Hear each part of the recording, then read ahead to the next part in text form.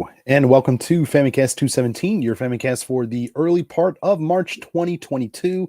I'm your host, Danny Bivens, and today I'm joined by James Charlton. Hey, what's good? Hey, man, what's going on? Are you, well, I'll wait to ask this. And we're also joined by Ty Sugar. All right, it's time to game, gaslight, and gatekeep. I'm ready. Sounds like a video game podcast. We're I'm all gonna ready. get that fucking embroidered and framed on my wall. Perfect. It's the what is it? The live, laugh, love, or whatever, except for toxic internet gamers, namely myself. Perfect. In a world of podcasting, only three white guys can talk about games. Hell yeah. We're here. As in like 4,000 other podcasts. Right. This is a quick aside. Do you guys, I mean, I just asked Ty this right before the show, but do you guys have allergies? You guys pretty bad in the springtime or? What the hell? Yeah, no, I'm just You've curious. managed to lace this podcast with like pollen or something? Yes. Why you want this? No, I just like, man, I don't know what you guys like, you know, I never really had allergies back in America, but yeah, coming to here to Japan, it's pretty bad. But You do now. Yeah. For those who have never been in Japan in the springtime, it turns up pretty hard. Yeah, a lot of, what is it, cedar trees?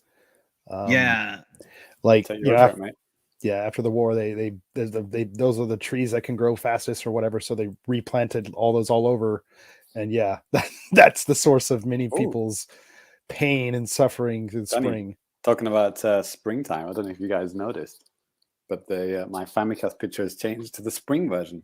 Oh, nice. Yeah, there's a spring version. I thought about like changing it like every season or something. Yeah. Like kind of to fit our thumbnails, you know. Often I don't know if people who don't ever go to the YouTube channel know this, but like we do a fancy thumbnail and usually suits the season. You know, the background suits the season. So kind of even for the audio listeners, you guys, at least at this point, you should be seeing a Famicast Sakura, you know, cherry blossom thing. I think James, you made that one, didn't you? Yes. Okay. Probably. I don't know if we. Yeah. Oh, yeah, because we use it for the Twitter avatar as well, don't we? Yeah, we should probably update that. It's like pretty much right at the time, but cool. Well, yeah, games. If this is your first time ever listening to the show, you think, what the hell are these morons talking about? Usually we talk about video games with a focus on Nintendo, you know, and just talk about gaming and stuff in Japan, not usually allergies and whatever. Anyways, I hope James is laughing at the joke I put in the private chat. Oh my god, I'm so glad that the people at home can't see that our private chat. God. Ty's just trying to upend the podcast. I am. This is gonna be my ultra toxic day. I am ready. It's family time again, baby. Thanks, Lemonade. That's right. Hey, what's up?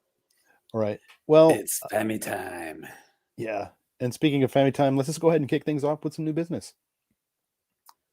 All right. And I'll go ahead and get us kicked off with some new business. So I think a lot of you guys out there, I know Ty definitely, and James probably too. You know, there's a demo for the new Kirby game that just came out last week. I know Ty is huge into Kirby. I like it. Yeah, I'm a huge Kirby fan, but only Kirby's Adventure on NES. There it is. Well, anyways, so I mean, yeah, the new demo, the demo dropped for Kirby and the Forgotten Land, and the animation with the Cajun accent, King Dedede. That's pretty good. Okay, maybe I believe you. But anyways, so yeah, this demo's out for the game to kind of give you a feel for what this game is and then what it isn't too. And James, I mean, definitely feel free to chime in at any time, because I mean, James did play the demo, and actually he made a video talking about it.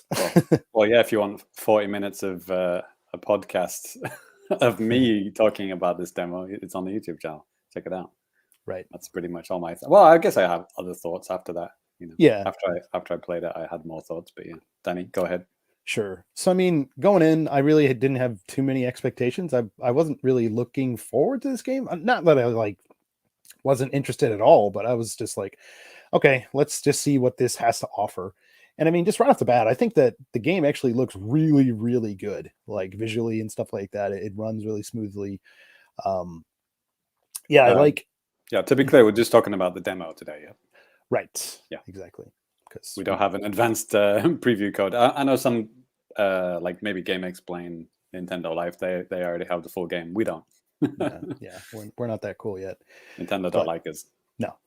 Right. So No. so is Kirby friends with Waddle Dee now? What's the lore? So basically, what happened here is that some kind of a thing happened and made it so basically all of the little guys in Kirby's world get sucked up into this kind of forgotten land, as it were. And Okay. yeah, basically, it's your tasked with going around and saving these guys, not just the cute characters that are kind of helpful, but also Waddle Dees and stuff like that too. So I was saying that in my my stream of the demo. I was wondering, like, wait, aren't Waddle Dees the enemy? Right. Because I don't know anything about Kirby, but even I was like, wait, Well, why it are they turns my out he friends was now? really cute and marketable, so Right. now Yeah. he's a main character. Right.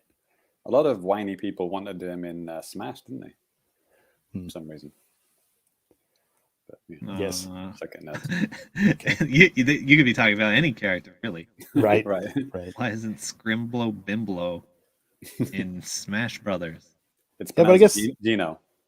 Yeah, but I guess back to the demo. I mean, in terms of like what this game is and what this isn't, and I think James, I probably did a good job in his video. I didn't listen to it or watch it on purpose so that we can talk What? about it, here on the show too. But yeah, I mean, this game isn't, Kirby Odyssey. This is more along the lines of like Super Mario 3D Land, Super Mario 3D World type of thing. Kind of a diorama style levels that are kind of like sectioned off. You're not completely free. So I Don't mean, need that car, Kirby. It looks real. right. Yeah, the camera is like 3D World, I guess. There is Right. a little bit of nudging, but it's not really. You can't do 360 around Kirby. Right. It's Yes, kind of I mean, weird, actually. Like it just kind of like pans to the left, pans to the right. It's like completely useless. I don't even know why they let you control the camera. There were some parts, at least the only time when I found it necessary to even like move around the camera, where it was actually pretty decent. Like it spun around where I needed it to go.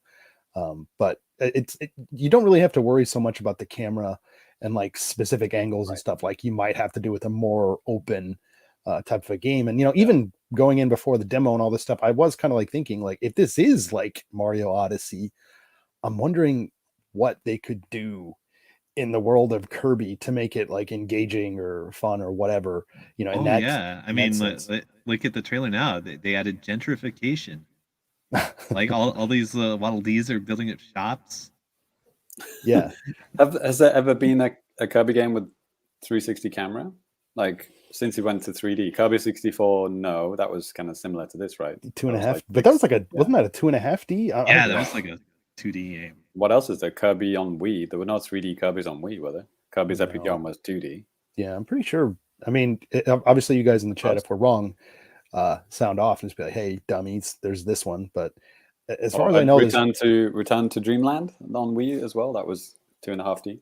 2D. Yeah, basically. 2D. Nothing quite like this, and I think that this, Super Mario 3D World style kind of fits Kirby better than, like I said, than some kind of a more open world type of a thing. Because,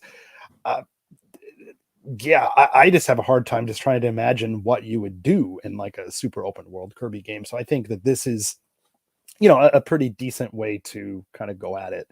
Well, what I don't like is that they, in the trailers and just the game itself, presents itself as a 3D world.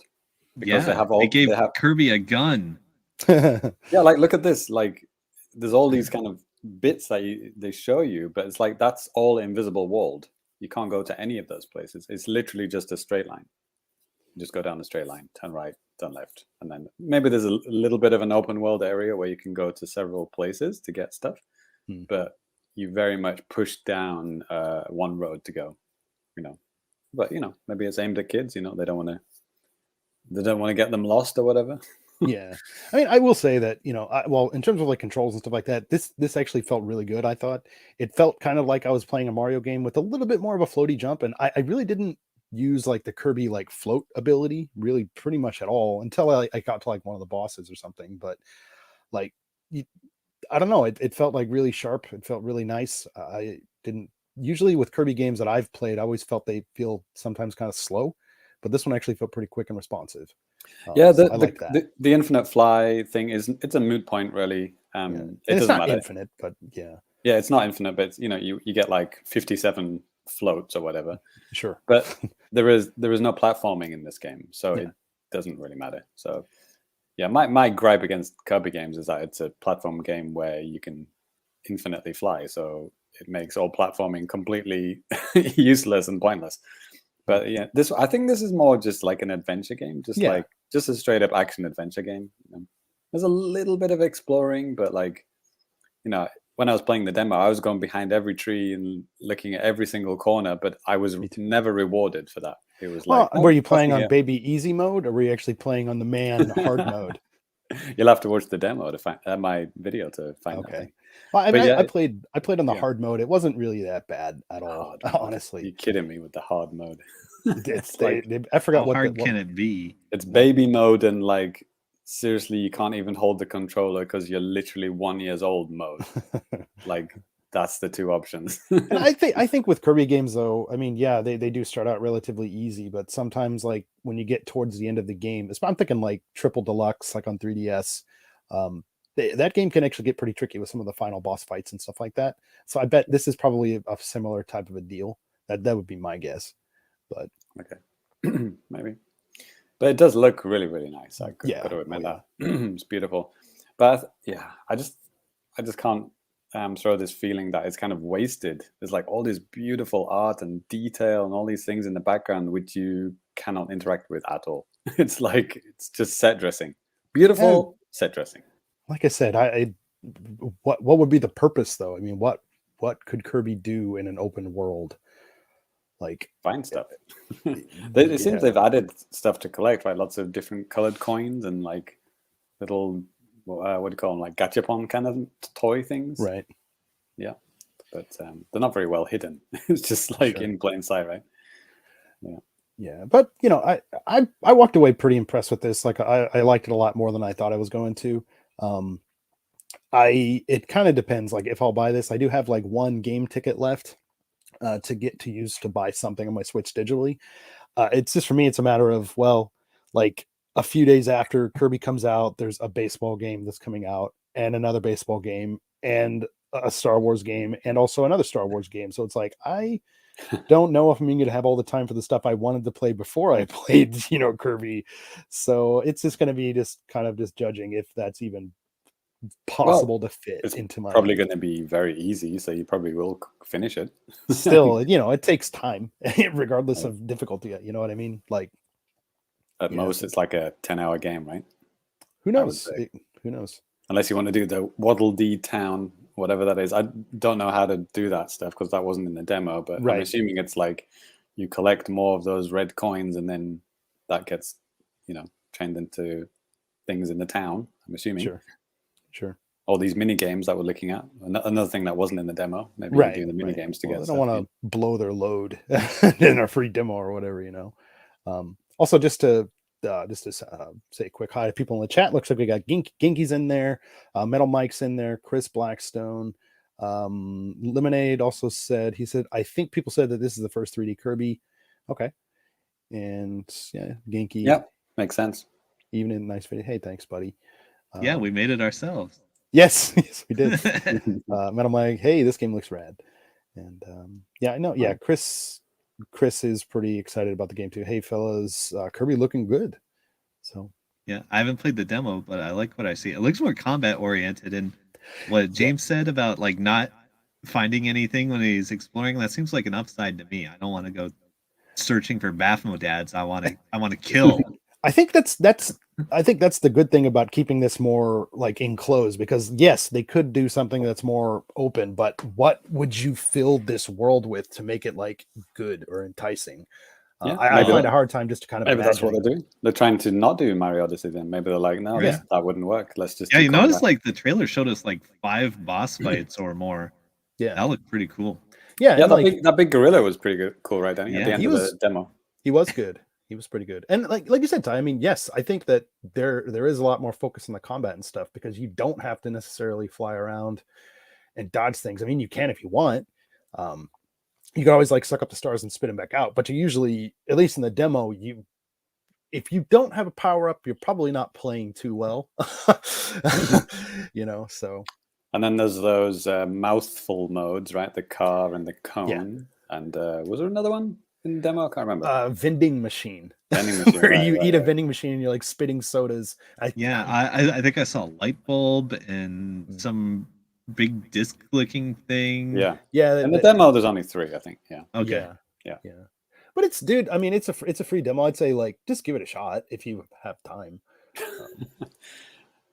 Yeah. But I think maybe it's my problem because I'm such a big Mario Odyssey fan. Sure. And 3D World fan as well. And I played Bowser's Fury last year as well. And those are all about platforming and adventuring and finding stuff as well as killing bosses. It's like, why can't you do all of those things? I guess Kirby, you just have to put a cross on the collecting stuff or finding stuff. Sure. I mean, I like open world type of games, but yeah, like I said, I don't know if it'd work out here, but cool. Yeah.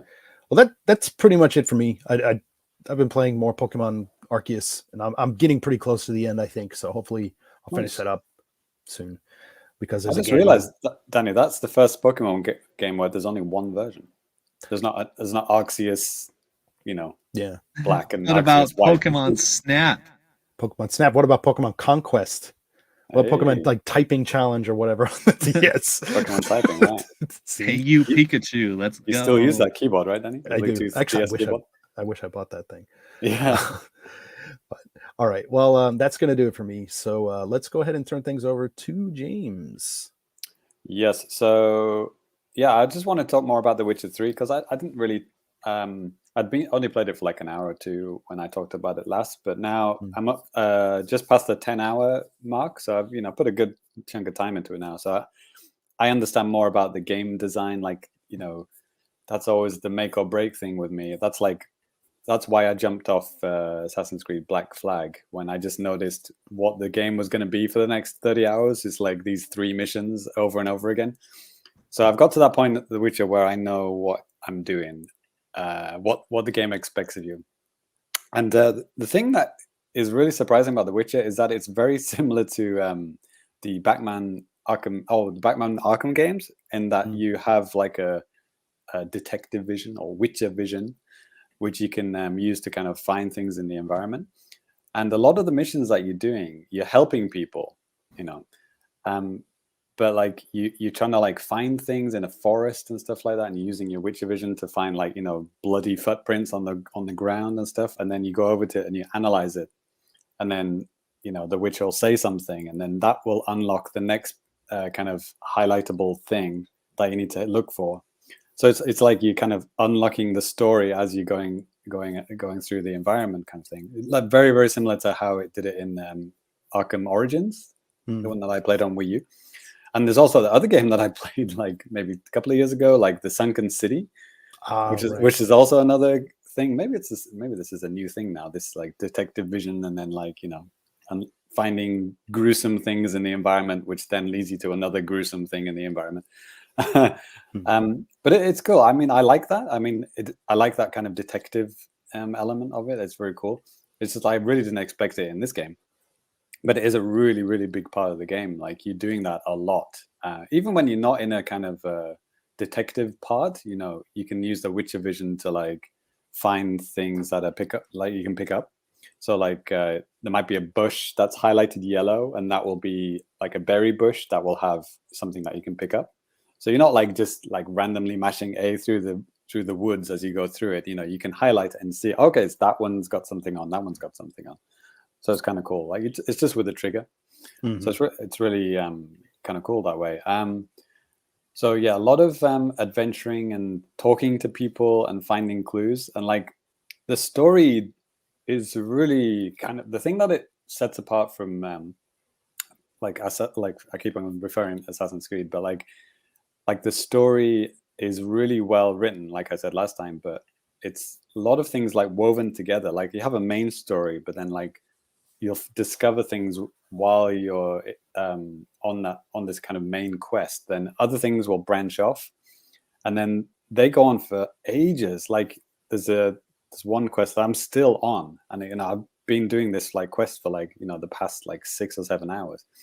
It's like because more story threads appear. So it's like this guy called the Bloody Baron.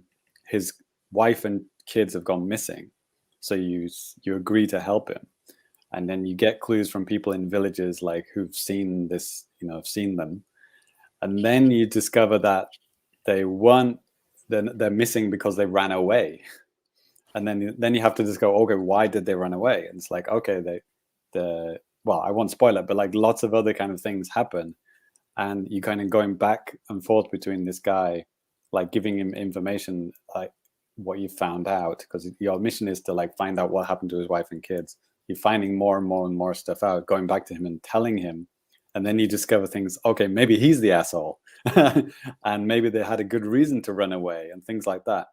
And then loads of like kind of weird and spooky and crazy and gross things happen, and it's just like, yeah, the story just keeps on going, and it's like really, really it is like reading a book. Like you're turning the page, you're finding out, like you really want to know what happens next. It's really cool.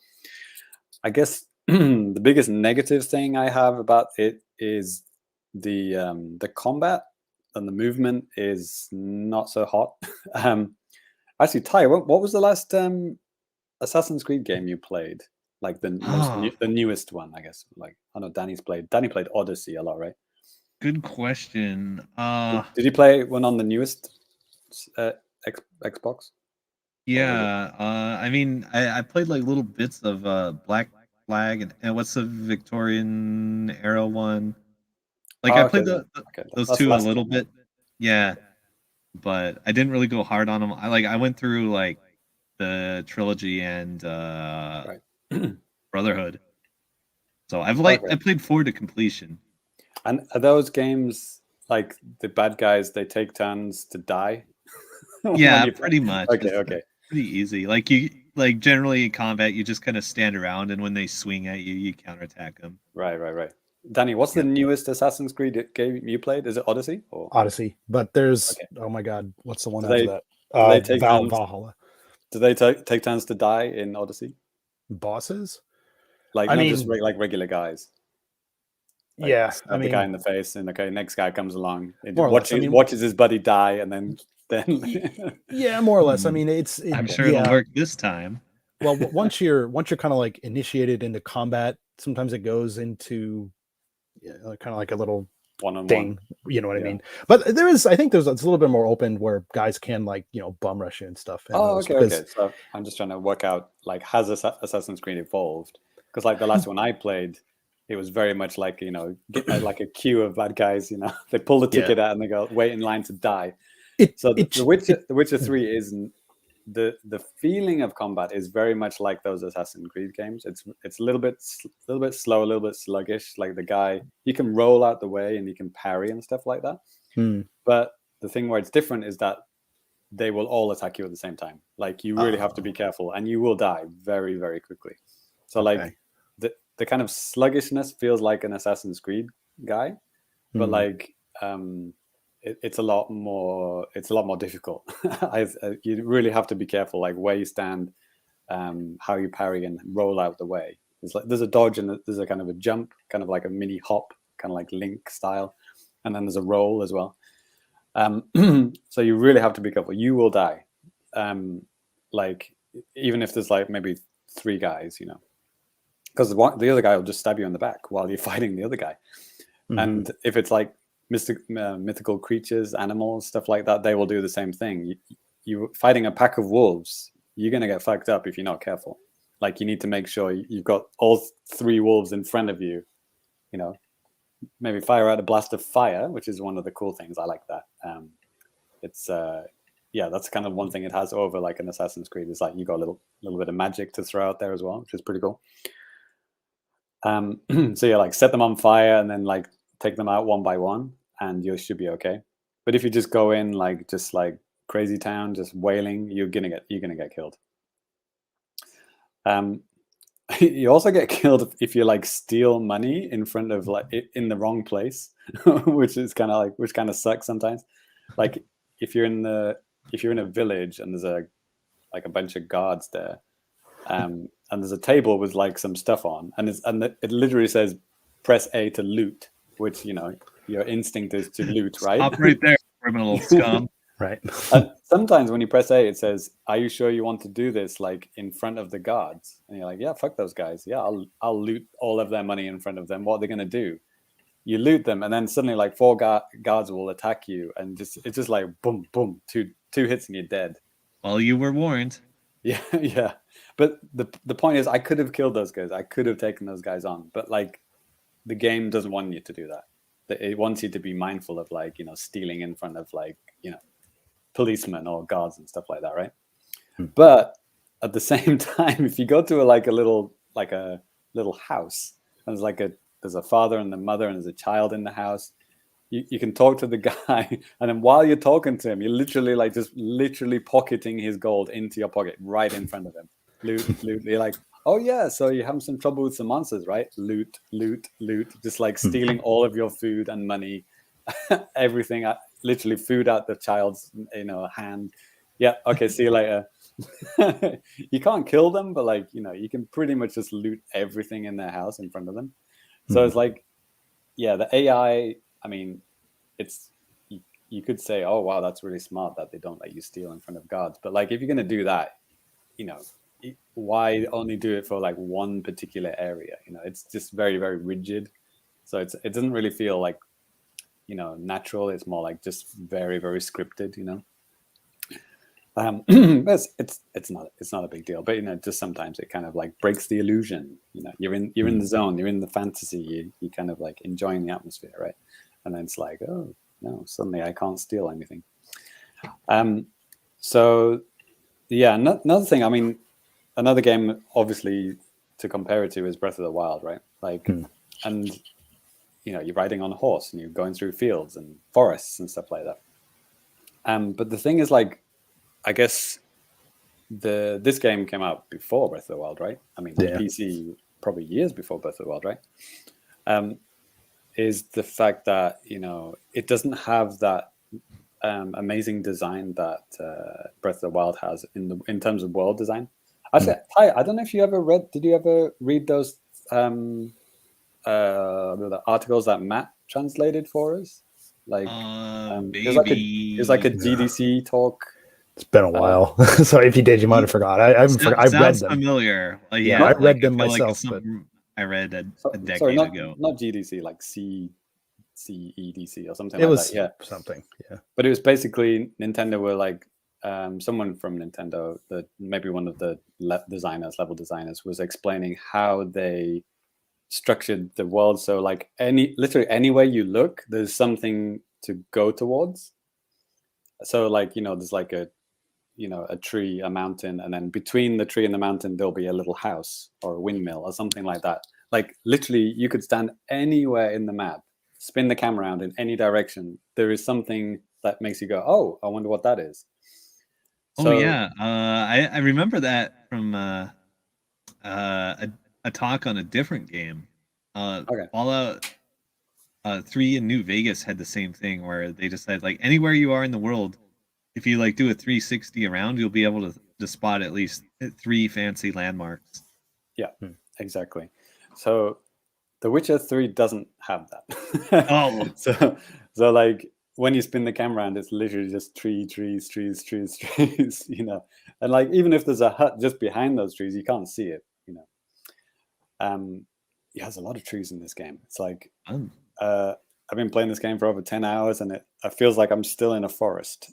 You do have the occasional like water and stuff like right. Like you have to get good at navigation.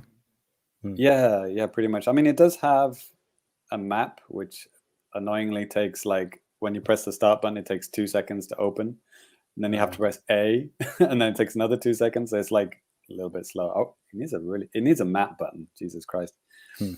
But like, yeah, you can set markers and do the usual kind of stuff that you would expect in an open world game. But like, yeah, the world design is not as good as Breath of the Wild, obviously, because it came out before Breath of the Wild, so you can't really blame it for that. But like, yeah, so it's like the combat is okay. It's not too bad. It has some fun. I like the magical elements that it throws in there as well. The world looks good and it has lots of interesting things to do, but like how it presents it to you is not very clear, not like well defined, and you do have to look at the map constantly. And but the story is super amazing and fantastic and very, it's like, you know, reading a book, you really want to know what the next page is and you want to keep going, right? That's what keeps me going. You know, I'm kind of like enjoying it despite the combat. You know, the combat's all right. Yeah, but that's not what keeps me going. And when you go underwater, the swimming, I would say, is not as good as, let's say, an N64 game that I like called Banjo-Kazooie. Nice. That is my way to kind of segue to the other game I've been playing. So like, I just opened up the N64 app like for the first time in like, I don't know, 2 months. And it does the usual thing like, you got a new game. Right. It's like Majora's Mask. I was like, I opened up Majora's Mask, watched the intro. I was like, okay, cool. Yeah, this game's good, right? And then just quit it. And then it's, Banjo-Kazooie. Holy shit, I'll play some Banjo. Haven't played that in 20 years. But when did it come out, Danny? 98. 98. Okay. So yeah, like 20, literally 24 years ago since I played it. I haven't played it. Because like, you know, emulation, you know, when I was into like PC emulation, my PC wasn't good enough. Or like maybe N64 emulation just wasn't down back then. I mean, no, like even these days, N64 emulation is kind of hit or miss. I mean, I think for the most part, most things run pretty fine, but there are some games that they just don't play well. I just didn't get into like N64 emulation. You know, things like, you know, NES, SNES, I mean, literally just, you know, it's easy to do, right? So yeah, this was awesome. Like, open it up, it was like, holy shit, this game still looks great. And I like how it's kind of like everything's a little bit sharper. And using my you know, N64 controller that I have, which is lovely. It was like, oh man, it was so nostalgic. And I played the Mumbo's Mountain. Is it called Mumbo's Mountain? Yeah, that's the first area. And it was like everything. It's like muscle memory. I was like, okay, boom, boom, boom. There's 10 jigsaws in the world, right? I knew where every single one was.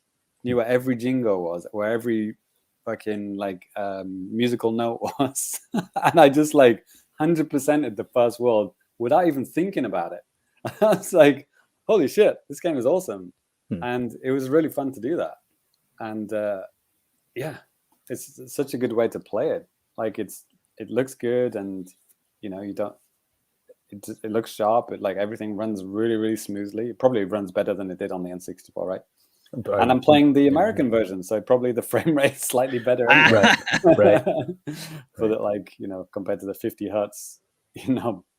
Well, actually, Rare did a really good job for PAL regions. They did. Yeah, well, for one thing, they live in a PAL region. Yeah. And because those games come out later, they get a chance to do another pass for bugs and optimization. So yeah, actually, back in the 64 days, the PAL versions of Rare games could often tend to be better. I mean, like, if they even came out. Good one. Crying inside. So like compare Mario Kart 64 to like Diddy Kong Racing, for example. Like Mario Kart 64, the PAL version, borders, runs at like 70% speed. Like some of the shortcuts are not even possible because it's so slow. And then compare that to Diddy Kong Racing, like fucking full speed, no borders, like perfect. You know? Hell yeah. So yeah. Anyway, I mean, Banjo does run fine. I did actually quickly check the PAL version, and that runs fine as well. But like, okay, it's kind of funny. Oh, with Majora, you get like extra language options in the PAL version. That's kind of cool. Nice. I just played the. I mean, what I like about the app, even if you're playing on the North American app, you can turn on so you could actually go through the PAL version and stuff like that Yeah, too. yeah. I just haven't, because it's like I have no connection to PAL versions of the games, so They it's not a they big actually deal. put the boxes on as separate games as well, so you can compare the box art.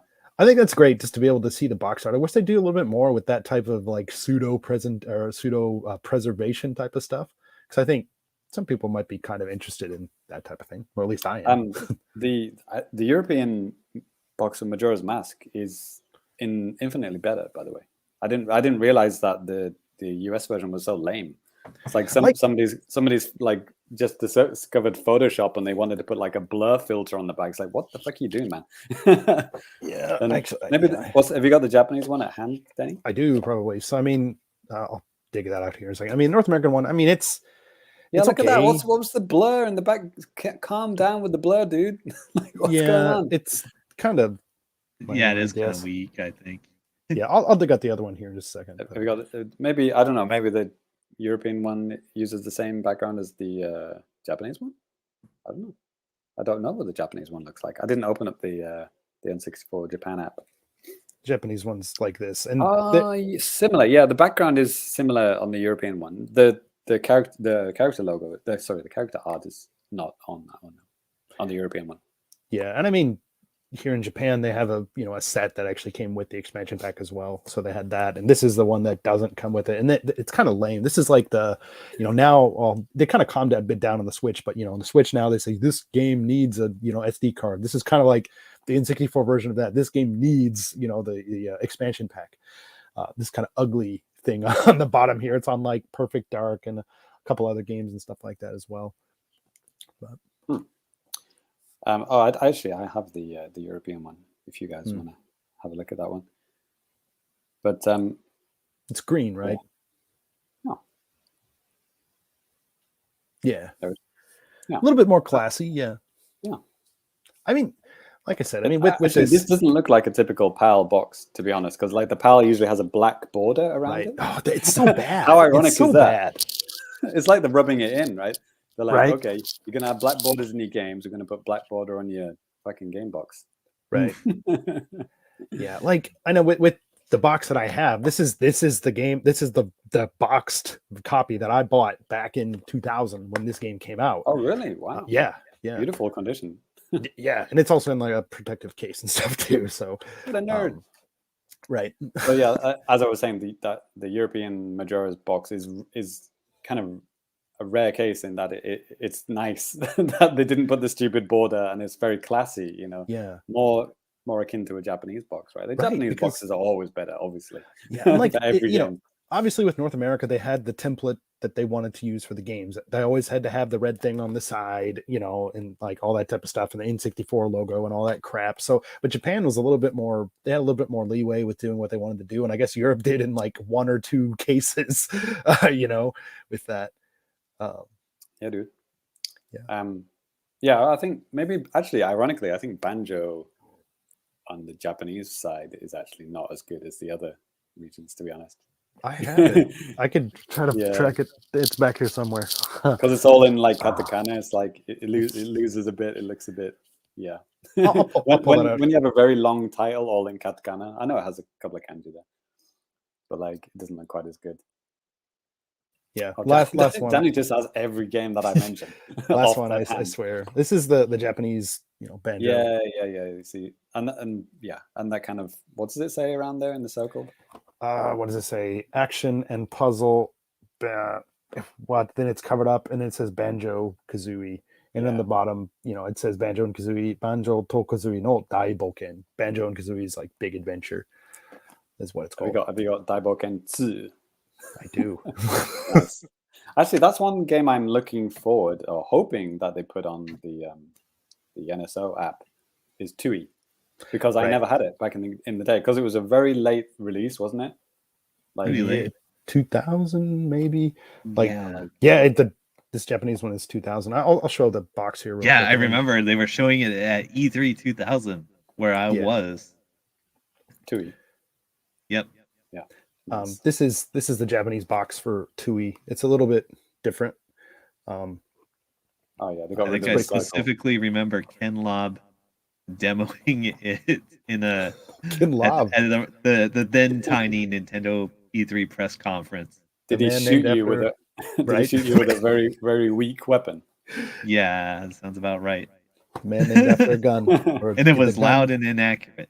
After you stole his memory card when he was Right. in his lab. Perfect. Hey, I also Sorry. back in the chat. Hey, those basically saying, "Hey, nice boxes, Danny. Cool. There are games in these ones, most of them." But no, All right, like, I will throw it over to Ty. All right, it's go time. All right, I have 3 games in my new business. I may have played some others, but these were the ones we're talking about. Okay, so let's start with Demon Turf. Hmm. Now, I was kind of excited for this game ever since I saw it in one of the Indie Direct trailers, I think it was. Hmm. Do you guys remember it? Vaguely, I remember the name. Yeah. So, Demon's tough. yeah. All right, yeah, let's look at this. So, yeah, it's like it's a 3D platformer. Hmm. And the thing is all the characters are 2D. Hmm. And I actually think this is super great. But not just in terms of style. The style is amazing. Hmm.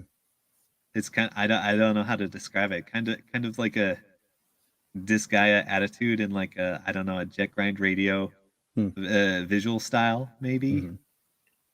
But anyway, it's super fun. Hmm. So when you're out here, you're 3D platforming with a 2D character. And I believe having a 2D character changes the feel of a 3D platformer a lot. And this game is not really about collecting; it's about platforming. Like, look at this fucking picture here. Look at that picture. Okay, let me go back. Yeah, so like you're gonna hop from flower flower, you get hop from like tiny box to tiny box, and look at the character shadow. Yeah, right. It's a perfect circle, and you can. There's also like a little ring around it. See that? Yeah. And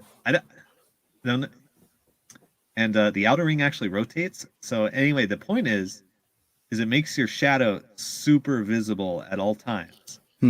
So you can be very aware and precise about your platforming, and having a 2D character, I think, helps with that. And you do have a pretty good wealth of moves. Like, I cleared the first world basically. And you get like a double jump, or you get like a jump, float, long jump, or you get like a double jump into a float. You have to you kind of have to mix up your jumps and floats, like depending on the situation. And you have other stuff like a wall jump, and I think you have like the running back step, big jump, kind of like Mario 64. And basically what you're trying to do is you platform your way through the level. They're very, like I said, it's not a collectible game. There's like 3 things in each level. Nice. Yeah, just 3 things. Optional. Yeah, 3 optional things. It's basically just get to the goal. Yeah. Oh yeah, and that's the first boss fight right there. Okay. Big pig. Yes, it's a big pig. It's plainly labeled. Is it okay? Yeah. And well, by the time you get to this boss fight, you get a grappling hook move too. So I imagine there's a bunch of cool stuff I haven't gotten yet. So I'm really enjoying not fucking collecting things. And, all right. Navigating complicated 3D spaces. Can I recommend Kirby to you, Ty? Yeah, but it's not infinite floating. Like, you actually have to be good. And the way the game is designed is to make getting good as comfortable as possible. So is this on everything, Ty? This is on Switch as well? Yeah. Nice. Cool. Yeah. And it's pretty cheap, I think. It might be on sale. I got it on a sale, and it hasn't even been out for that long. Cool. Who made this game? A bunch of nobodies. They made a slime game. I think that's it. But I'm really liking what I'm playing. Like I thought I would from the second I played it. So I highly recommend it. If you like 3D platforming and you hate collecting, check this shit out. Nice. It's like definitely Mario 64 vibes. Cool. It's $24.99 on the US eShop. Yeah, like that's a pretty good price. Hmm. And like it'll probably go on sale sooner or later. Wishlist it. Yeah, wishlist it. Maybe I should comment on the checkpoint system. Okay, the way it works is you set your own checkpoints. Like you see in the upper left, you have like 3 flag icons. Yeah. And so that lets you place 3 checkpoints around each level. So you basically get to like place, like after you clear something hard, you put down a checkpoint, and you can teleport freely between your checkpoints. That's kind of where cool. you mark your turf, so to speak. That's where the title of the game comes from. Can you pick them up and like put them in different places? I think no. Okay. So you have to be smart about it. Unless I totally missed that you can somehow because I didn't read the instructions. Oh, I type. By the way, the publisher for this is Platonic Games. That's right. The guys who did Banjo Kazooie remix. What's it called? Yeah. Ukulele. Ukulele. Yes. Ukulele. Yeah. Yeah, we're all bringing it together. Yeah. So they're like best friends. They know their audience. From the creators of Banjo Kazooie. But yeah, it's like definitely focus on the platforming. Like if you really like that fucking clock level in Mario 64, you'll like this game. Oh god. Oh boy. The level which nobody likes. I mean, it was fun. It was hard, but I mean, you get through. Yeah. No, really, this game kicks ass. I love it. Cool. All right. Maybe I'll get to the next game on the menu. Actually, I kind of want to talk about Dead by Daylight next. Okay. All right. So the Ringu chapter came out late last night, 1 a.m. Japan time. So I've gotten to play it for a few hours. I'm playing as Sadako. Wait a minute. It came out at 1 a.m. and you played it for a few hours. It doesn't take Sherlock to work that out, Ty. You didn't go to bed until... Right. Okay. Well, I don't work until like 3 p.m., so it's fine. Oh, wow. Yeah. Okay. Jesus. On the night shift. Yeah. So, yeah, I enjoy playing as the spooky ghost.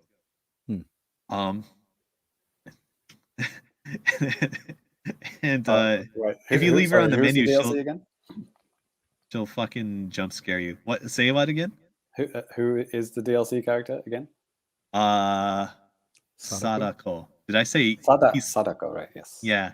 I might accidentally say Hisako, which is the Killer Instinct character, and that would be a mistake. Same right. Spooky ghost girl. Yeah. And so the way she works is she comes through TVs. Let's go. Oh boy. Nice.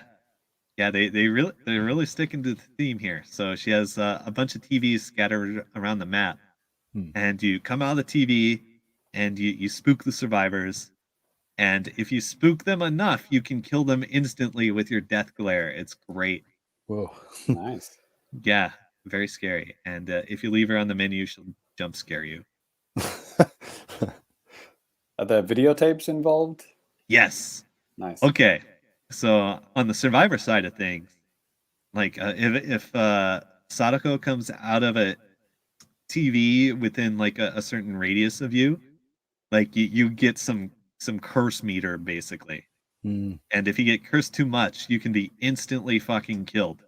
Okay. So you have to keep an eye on that. And the way, yeah, guess how you lower your curse? Watching TV. You go to the you go to the TV and you make a copy of the tape. Nice. And you take it to a different TV across the map. You pirate it. Love it. Yes, piracy. Yeah, you pirate VHS tapes. Piracy is always the answer, right? Yeah.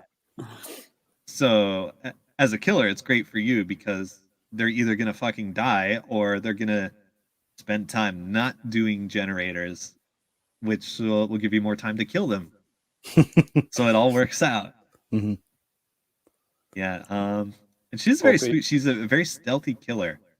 She can demanifest, so you can't hear the warning sound, the heartbeat radius when she's around if she's demanifested. And she's hard to see. You can't see her like at more than like 20 meters or something. Okay. And like when she's in that radius, she kind of flickers in and out of existence until you manifest, and then you just go ham and like slap the shit out of them. Nice. God. Does she do that scary walk thing with her black hair down in front of her eyes? Hell yeah. Nice.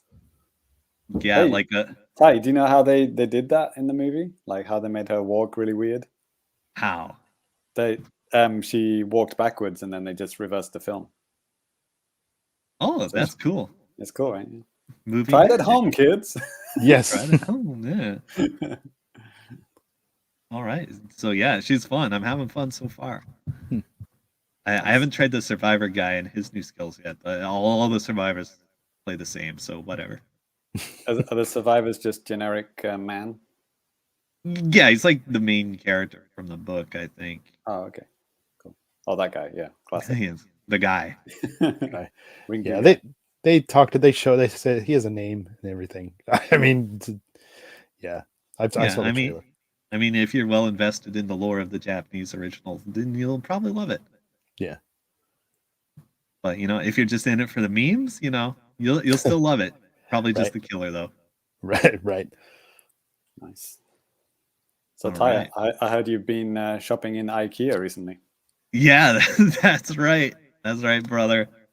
So there's a new Dark Souls game out, and by Dark Souls I mean Elden Ring. And I caught the fever because all right, there's a fucking cycle online that you may be pretty familiar with by now, like Sonic a new Cycle, got it. a new Dark Souls game, or a Dark Souls maybe not named like Elden Ring or Sekiro, or I don't know if there's another one. Bloodborne. Bloodborne, yes, thank you. So every time one of these games come out, the fans they fucking love these games. They get talked up, and then like some casual scum, like they catch the fear of missing out. They buy this game. They get absolutely fucking wrecked, and they cry online about how it isn't quote accessible. Right. Right. So they, I'm like, they really want bigger really... subtitles. That's what that's what they're crying about. They want bigger subtitles. And they want a left-hand mode and a colorblind mode. Right. Yes. No, they want to be handheld through the game like a stupid baby. I mean, accessibility features are great, and games should have them. Right. And the easy modes are accessibility features, and some games should have them. But the whole premise of Dark Souls is that it's the main fucking selling point of the game is that it's hard. That is like the core promise from the developer. Yeah. That's why people buy these games. That's why their fans are so ravenous. That's why they score high, and that's why they sell so well, and that's why they make so much money. Well, that, and they have a really lean budget because they don't waste time on music or CGs or easy modes, right? Sure. Right. I mean, it's all in the talk. Look up the GDC talk. Dark Souls is the IKEA games. It's the best GDC talk of all time, besides the one about the guys who made AI generated slot machine games to flood mobile app stores with. That's a funny story all on its own. But okay. So anyway, I was thinking, okay, I've caught the fever. I need to play Elden Ring. I like torture.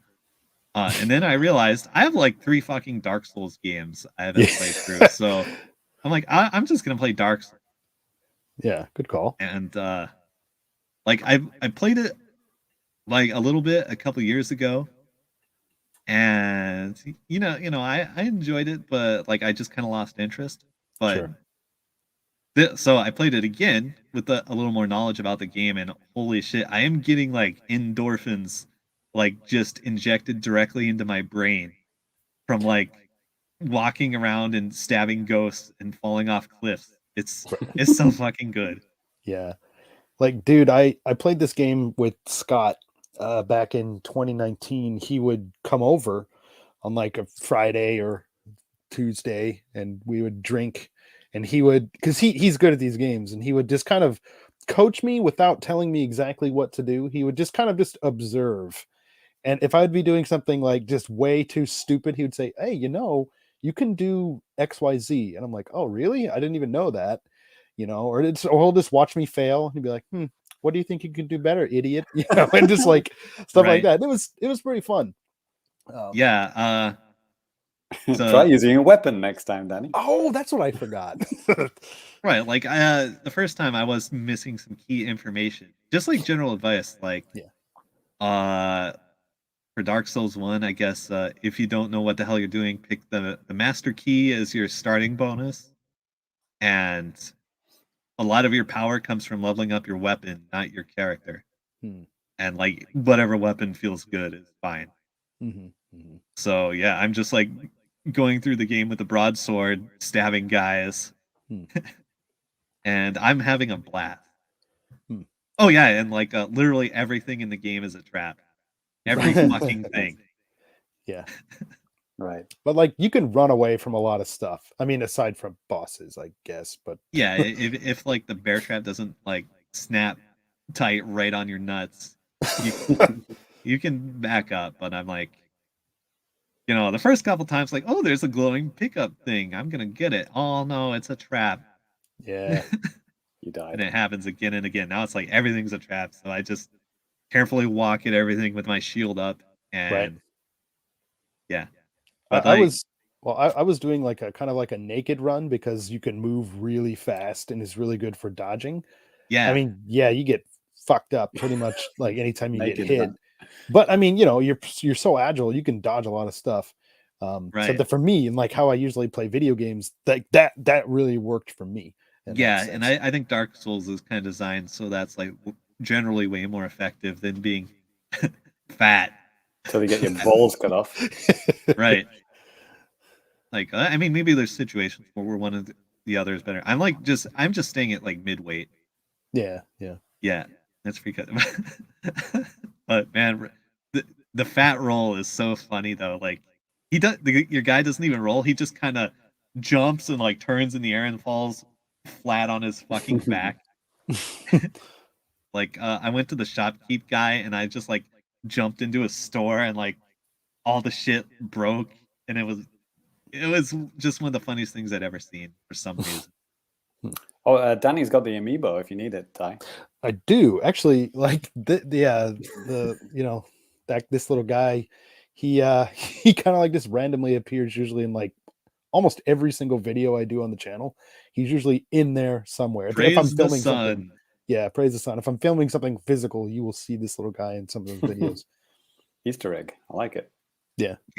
So I think I'm just gonna keep playing Dark Souls games sequentially as long as I'm having this much fucking fun.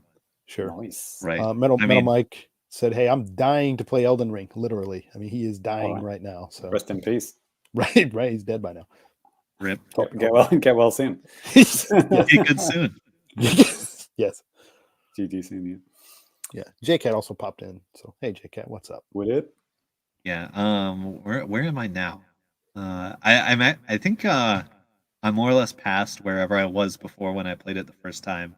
Okay. I've definitely put away a handful of bosses. Nice. That I have a lot of options on where to go next. So, Ty, you playing like the remastered or 60 frames a second 4K version? I'm actually playing the OG Xbox version. Really? Okay. On Series X. 360. Yeah. Yeah, and wow. Much to my surprise, the frame rate is actually much better. Even though it's not marked as an enhanced game or anything, but like when I went to Blighttown, my frame rate did not dip. Oh, cool. Which is kind of the infamous meme. Like you go to the Blighttown area of the game and like you get the slideshow Yeah. And I kind of remember that on 360. It was a little rough. Hmm. But it's still the exact same game, just I guess I don't know, it optimized itself somehow. How does that run on Switch, Ty? Sorry, Danny, the Blight Town, the infamous zone. Is it? I didn't broken? get there actually. Okay. No, I was going like I was taking advice from Scott, and he's like, "Yeah, you probably don't want to go that way." And I'm like, "Are you sure?" And I don't know. I think I went kind of towards where that was going to be, and I was like, "Okay, I am not going down this way," or something like that. I don't remember what it was. Okay. Yeah, I think you can actually go straight there from the beginning if you have the master key. Oh, okay. And then you'll get fucked up like if you start to explore it at any length, but you can go there. Yeah, I think James. I think with the even on the Switch version, I think I remember reading that even like it's fixed, like with this Yeah, like remastered version. yeah, it is the remastered version, so I Yeah. imagine it'd be pretty good. Hopefully, right? Ty, I feel like you're warming up to play Breath of the Wild. Eh, I feel it. It's similar vibes, man. It's you can go straight to the end if you want. You can do a on naked my run and die. it is kind of on my do list. I want to play it on PC in 4K. When was the last time you died in a Zelda game, Ty? Never. There you go. Never in my life. Breath of the Wild will may be the first. Okay. A lot of people's first.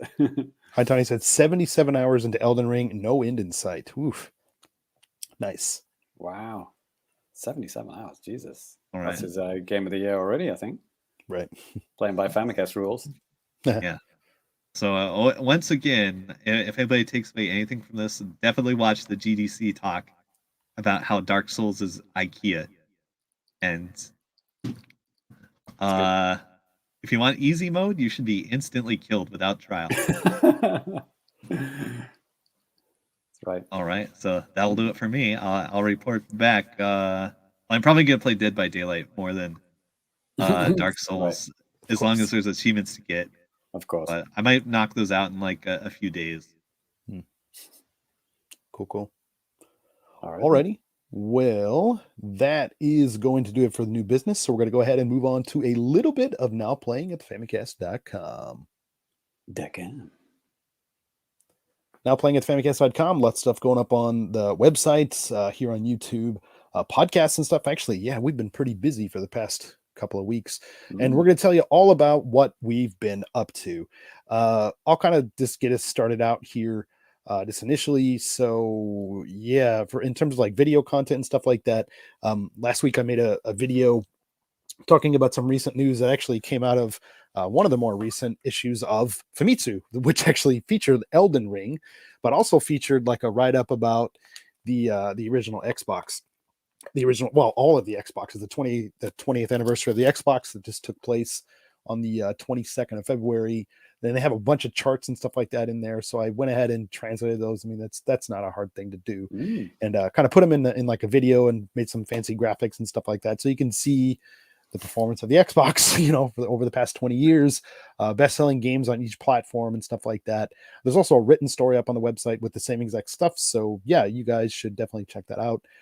In terms of stuff that's coming up on YouTube, I'm planning on getting Chex Quest HD.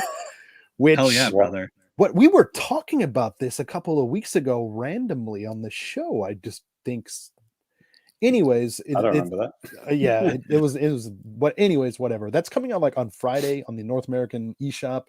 I'm probably gonna pick it up because I haven't played that game since I got it out of my cereal box in like 1996. So that's gonna be pretty wild. Well, you should try it on one of the fancy new Doom source ports. It's that's a thing you can do. Well, so wait, was it a PC disc? Yes. Oh, okay. Yeah. It was basically a fancy Doom total conversion. Yeah, pretty much. For a Doom for kids, because you're literally like a piece of cereal.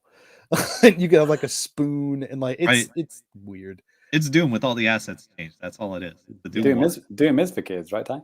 Yeah. It should be made a grade school requirement. Exactly.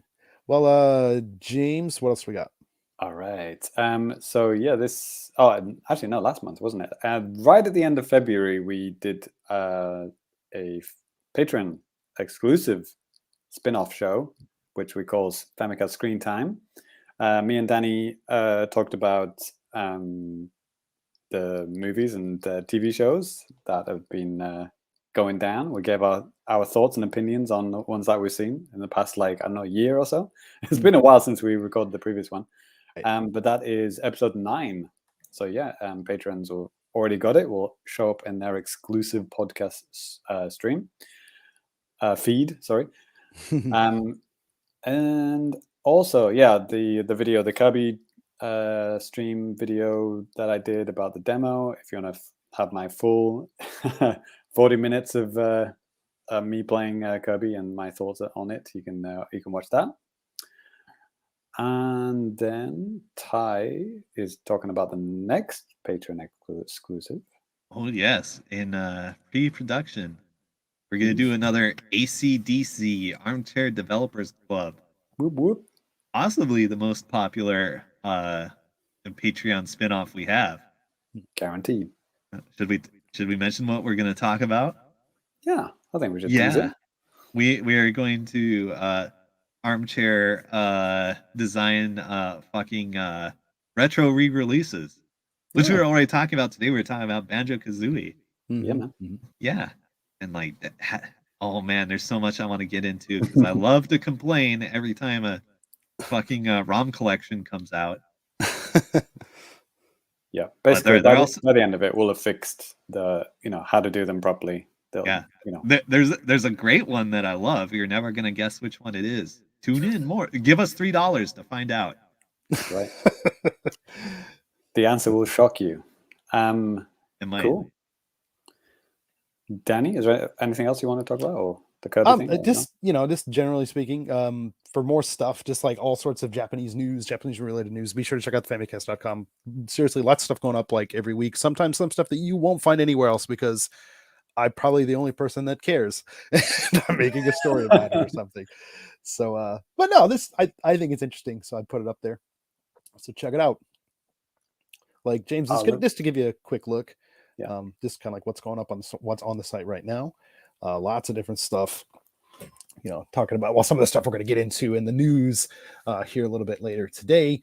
Like last week there was, there's a literally on the My Nintendo store here in Japan, there's like literally an empty box option for this pink Kirby mouthful mode box that you can get if you buy it like a Switch OLED. That's a thing. New Kirby merch that's coming out here in Japan. Again, the Xbox, all the sales data and stuff like that. If you want to see it in just like written form, if you're not down with videos, well, you probably wouldn't be watching this. But if you're listening to the audio version, whatever. Anyways, all this and more.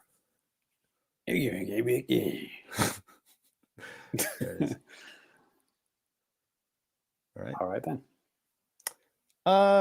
James, what time is it? Is the JAPANews. That's right, folks. It's time for the JAPANews, the time of the show we talk about the latest and greatest comings and goings of Japan, Nintendo, all that stuff. And today, actually, Japan in it. Yes, Ty, would you mind kicking things off? Oh, right. Wait, Dan, before the news. I thought we were just going to do a quick mention of a few, things. Okay, please, James, go ahead. Well, the first thing is the Famicast is 11. Woo! We are 11 years old. At the time of recording, in 2 days. 2 days. But by the time you're listening to this, we've already turned 11. So 10 years of the Famicast. The year of the Famicast is officially over. We're now into the next 10 years, so to speak. And that also means the Switch is 5 years old, right? Because episode 1 of the new stream, the new independent stream was episode 101 was all about Switch, Breath of the Wild release and all that good stuff. Yeah. And also on that note, it's also been 1,000 days since the first Breath of the Wild 2 trailer. Right. I totally. Yeah, right. I saw something like I saw that. Yeah. 1,000 days. Well, more than that now, by the time you're listening to this, since the first Breath of the Wild 2 trailer, and we still don't even know what it's called. Right. Good times, right? Well, hey, James Allen showing some love. He says, "Hey, happy birthday to my favorite podcast. Excuse me, favorite podcast. I don't know what that word is, but okay. Screw you, Bivens. No, no. Bivens. Thank you. Hey, I've been called that before, and worse.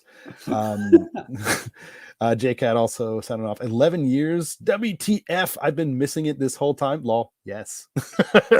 No, it's cool. It's cool. It's okay. Just go back and listen to every single episode. Yeah.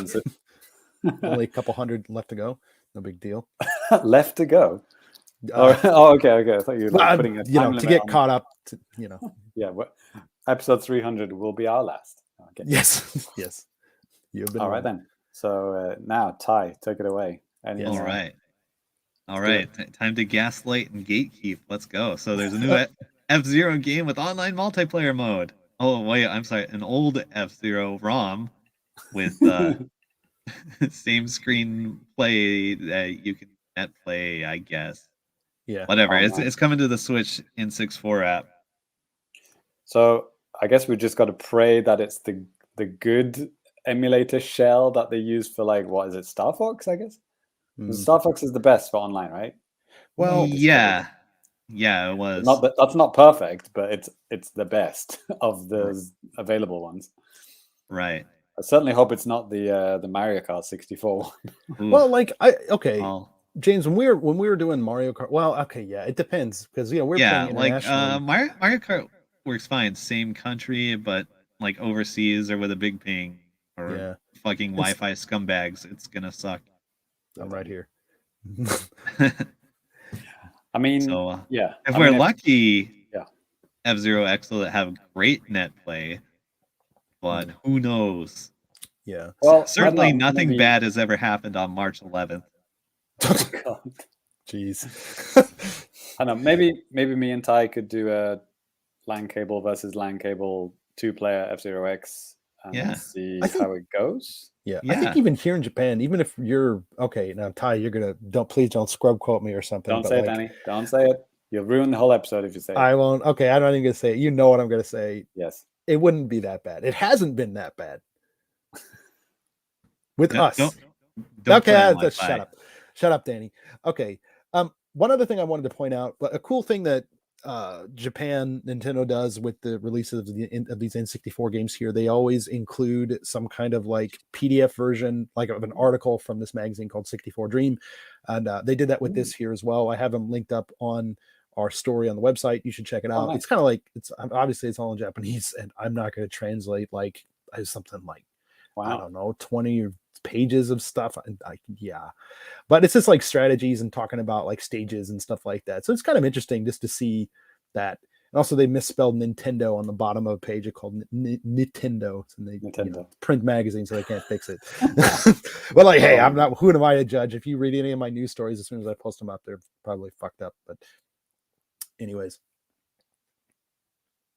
yes, James has it showing up right now.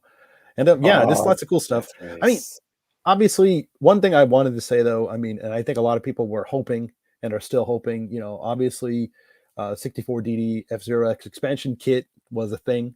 It came out when the 64DD came out, the ability to make your own courses and, make your own machines were there. And I have a review, trying to retrospective thing that I put up together like 4 years ago.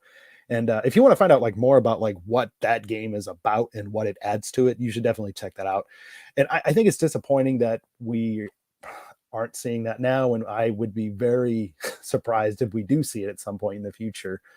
But yeah, what a damn shame, I don't remember Dr. Clush. Oh, weird. Right. Oh my God, that's amazing.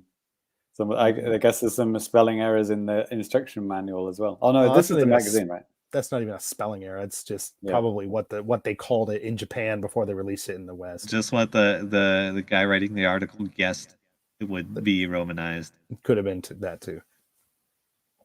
Okay. Yeah. Cool. By the way, James Allen, to you, Ty. Overseas Wi-Fi scumbags. I take that personally, Ty. Good. He does come back with a zinger. Not really, but he says, I'm looking forward to playing this for the first time. Everyone says it's the best F-Zero, don't they? I mean, Uh, Yes. GX is great. it's the have- best one if yeah. you love to kill people. Yes. Yeah, me and Ty already did a whole podcast about this. Maybe episode 3 of ACDC. We did Yeah. F-Zero. So yeah, go That back was a and listen to good that. episode. Yeah, go back and listen to that one. And if you're not a patron, subscribe and then listen to it. Yep. Cool. Hope you got $3. Yep. Right. Cool. James, you want to take that next one? Okay. Oh, actually, man, I haven't even updated this. The Nintendo Switch Online smartphone app received an update on the 7th of March, 2022. And this brings the app to version 2.0. Wow, that didn't take long to get to 2.0. And now it has an overhauled look. You can now see your online friends and see what they're playing. And you can also share your friend code. Wow, that's just a horrible sentence, isn't it? You can see your friend code and see what games your friends are playing. You can't message them. You can't invite them to play a game. You can't say, hey, I'm playing this game. Do you want to join? No. That's still literally decades away. Right. But you can just see what they're playing, which you've been able to do since the 3DS. Or Wii? No, not the Wii. Yeah, 3DS was the 3DS. first like online, where you could actually see what your friends are playing, right? Yeah. I mean, baby steps, I guess. I mean, whatever. I mean, I downloaded the app just to take a look at it, and then NCL Nintendo here, they actually had some good screenshots. So if you're watching the video version, you could kind of see this if you haven't downloaded it for yourself. But yeah, it is overhauled, and you can see a little bit more information. But I mean, it's still not great. You might as well just like bust out your Switch if you want to do anything like this, honestly.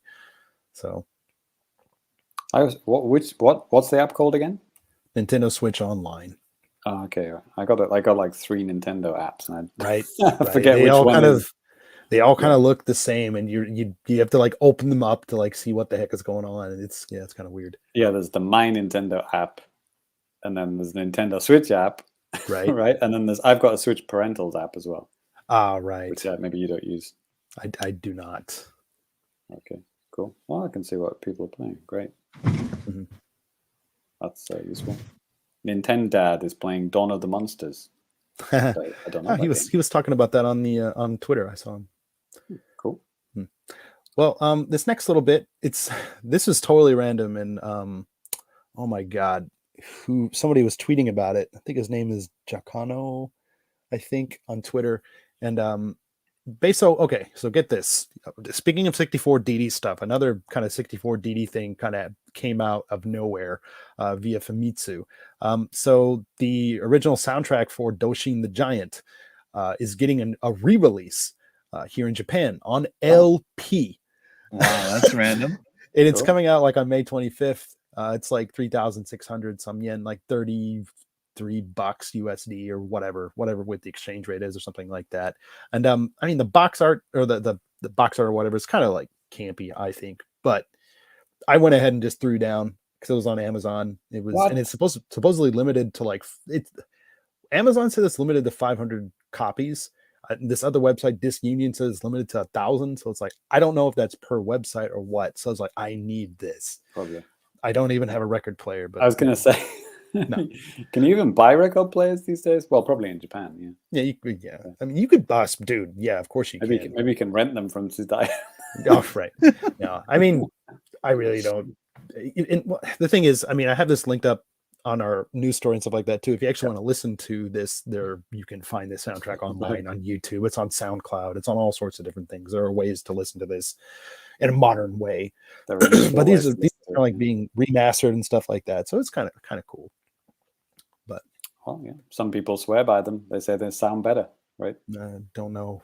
I'm not enough of an audio guy to be able to tell you anything about that. But Ty, you want to take the next one? This is something that you brought up in our Fami chatting, just like what we kind of chat, like, when we're not doing the show. I go ahead and just go ahead. I'll try to break this down. Okay. Sure. So there's a little tax scheme in Japan, the Furusato Noze, hometown tax scheme, I guess. Scheme. Um, Yeah. Not like a Scheme, yes. scheme, whereas like you're gonna get screwed, but that's just whatever naming convention. Help your hometown tax. Yeah.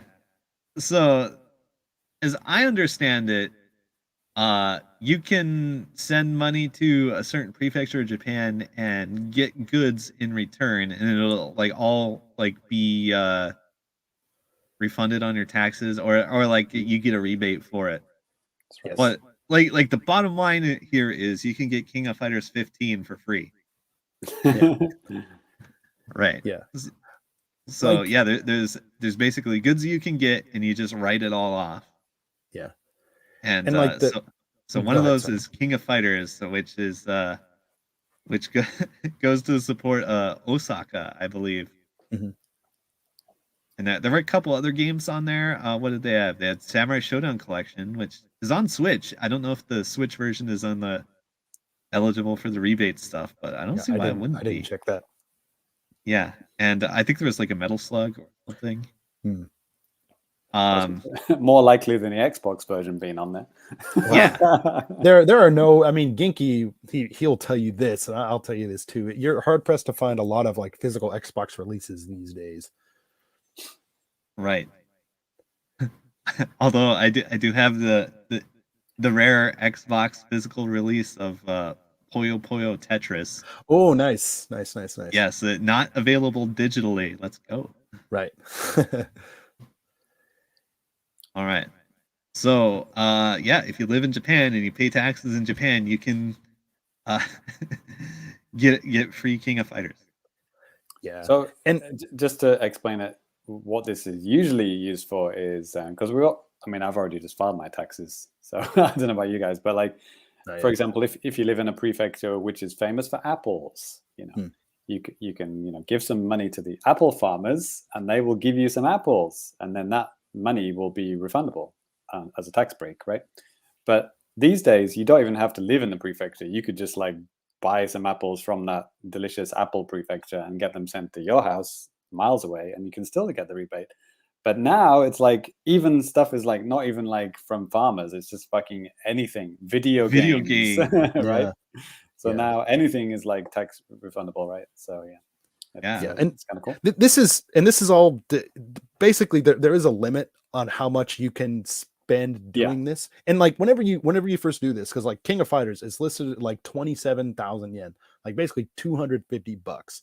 So I mean, you have to pay. You have to pay up front. You do. But I think that's actually the upper limit. You don't have to go full 27,000 yen. Yeah. Well, I may have misinterpreted it, but I think that's actually the cap. No. Like the way I understood it, like you would pay this like this, just like you would like anything else. But whenever the tax stuff comes around, you get a lot of your money back. Like the website that you have to do this on, they take, I mean, I think just general, like just for this scheme or whatever, they do take like 2,000 yen or something like that. And then you'll get a good chunk back of what you paid. So, I mean, you're still getting this thing for relatively cheap. If you file the taxes like this month or next month, you might get the rebate in like May or June. So, So, if you put 200 bones down now, you're not going to get that 200 bones till like middle of the year. But like there's a limit on how much you can use, how much you can do this to. It's all dependent on like your yearly income.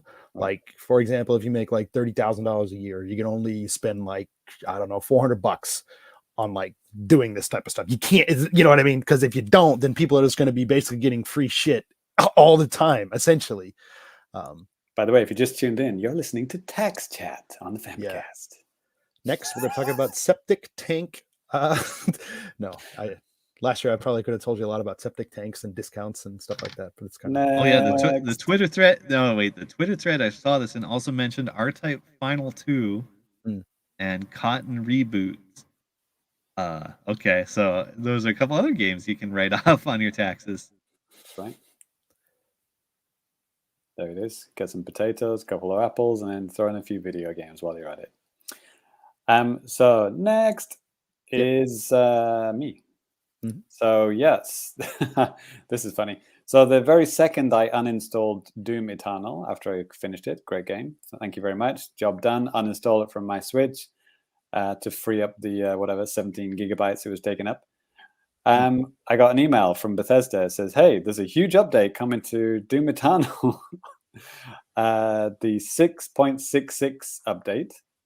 I like what they did there.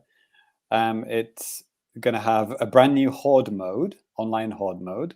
So you fight against demons. There are new skins for battle mode, the online battle mode, and there's even like new battle mode maps and loads of kind of skins and extras and like weapon skins and all sorts of crazy stuff. Avatar icons, like massive update for free. Fun. So yeah, I don't know if I'm going to reinstall it to try out that new horde mode. I don't know. Ty, what are you going to do?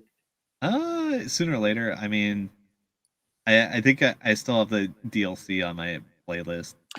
Yeah. Actually, yeah. DLC. There's 2 huge DLCs as well, which also did come to Switch a little bit later, but they're also on there as well. So there isn't crossplay though, is there?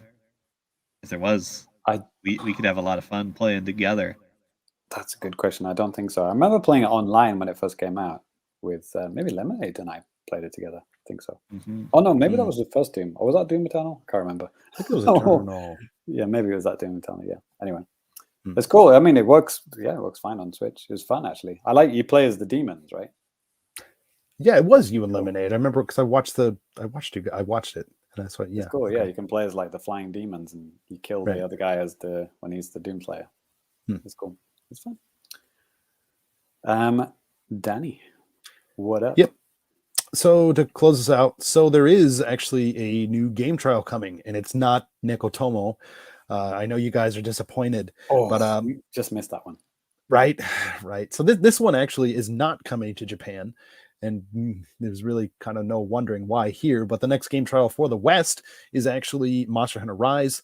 This is actually going to be starting on Friday and running until March 17th, basically March 11th to March 17th. And this is basically everywhere in the English-speaking world. So you guys are going to be able to get in on some Monster Hunter Rise if that's what you want to do.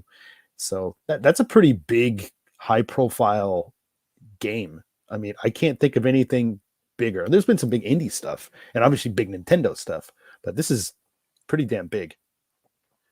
Yeah, you know Aussies, let us know in the chat if it's available in your region as well. I assume it is, but I know it's NOA and NOE for sure. But yeah, wasn't there some like big Monster Hunter news anyway? Like it's going to have like a direct kind of thing. Their new, what the heck do you say? Not maybe an update. Is it their DLC, paid DLC, Daybreak? Oh my God, Sunbreak, whatever the heck. Yeah, that's coming soon. So they're going to probably talk about that. And then also there is the new State of Play, the PlayStation thing that's going to be happening like tomorrow at 7 a.m. Basically the same thing as the Nintendo Direct in terms of timing. So if you're into PlayStation, they're actually going to be focusing on Japanese games. So that's something that's happening and will be done with by the time you might be listening to this. So anyway. I follow a bunch of people who love PlayStation, and I didn't see that on Twitter at all. Really? Yeah. Did you open Twitter today? I mean, don't you think the hype levels for those things are just like compared to like Nintendo Directs, where even like Xbox fans watch Nintendo Direct because the hype is so big? Do they, Ty? Sure. Well, at least he's heard of it. Yeah. Right. I don't know. Right then. Yeah, that's cool. That's cool. I already pre-downloaded it onto my Switch. Wow, a lot of things happening on the 11th of March. Famicast's 11th birthday. Obviously, number one. F-Zero X. And Monster Hunter. And some other kind of thing that happened. I don't know. Right. Next. Cool. Oh, that's it. Yeah, that's it. So actually, that's going to do it for the JAPANews. So JC, let's hand it over to you for a little bit of goodness. I can hear some fabulous music starting. Hey, that's it. That is finally we got the theme tune down correct after 3 attempts. Danny's finally got it right. Well, yes, it would have helped if you would have told me what you wanted in the first place. Excuses, Danny. Yeah. So yes, that music hints that is the Fukubukuro of Fabulousness. Easy for you to say. So yeah, this is the section of the show where we tell you which games to buy for the low price of, today we're doing $20 bucks or less. So yeah, we're doing the US eShop today. $20 or less, and the Metacritic score is 70% or higher. So yeah, all good games for less than 20 bones. They are also might be on sale on the European one as well. I'm not sure. Probably not on the Japanese one because yeah. I mean, we did the special one for Genki when he was on the Japanese one, but usually it's slim pickings for the Japanese sales. Yeah, they probably even Monster Hunter won't even be on sale when everyone else is playing it for free.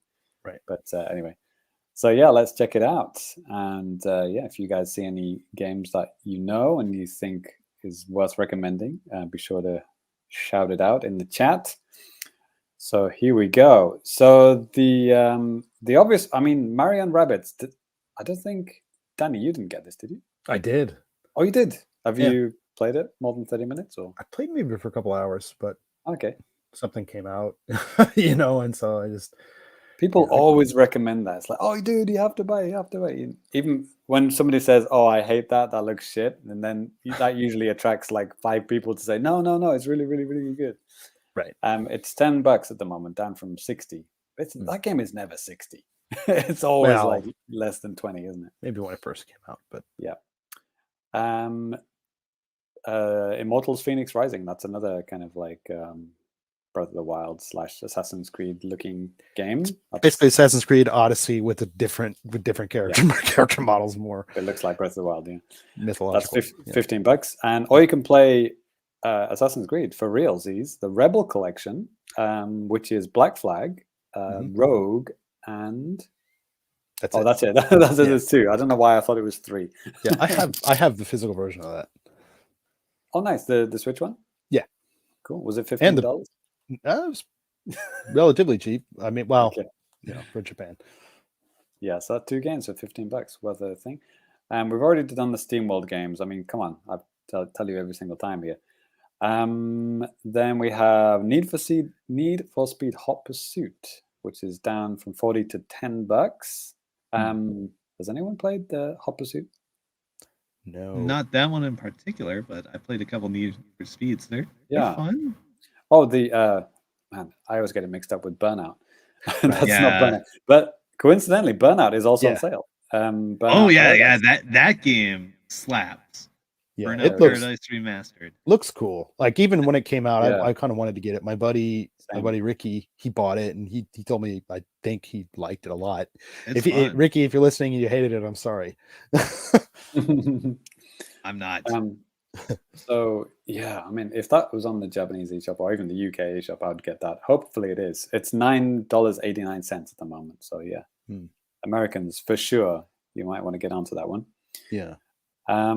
So another game that's been on my wish list for ages is South Park, the Fractured Butthole.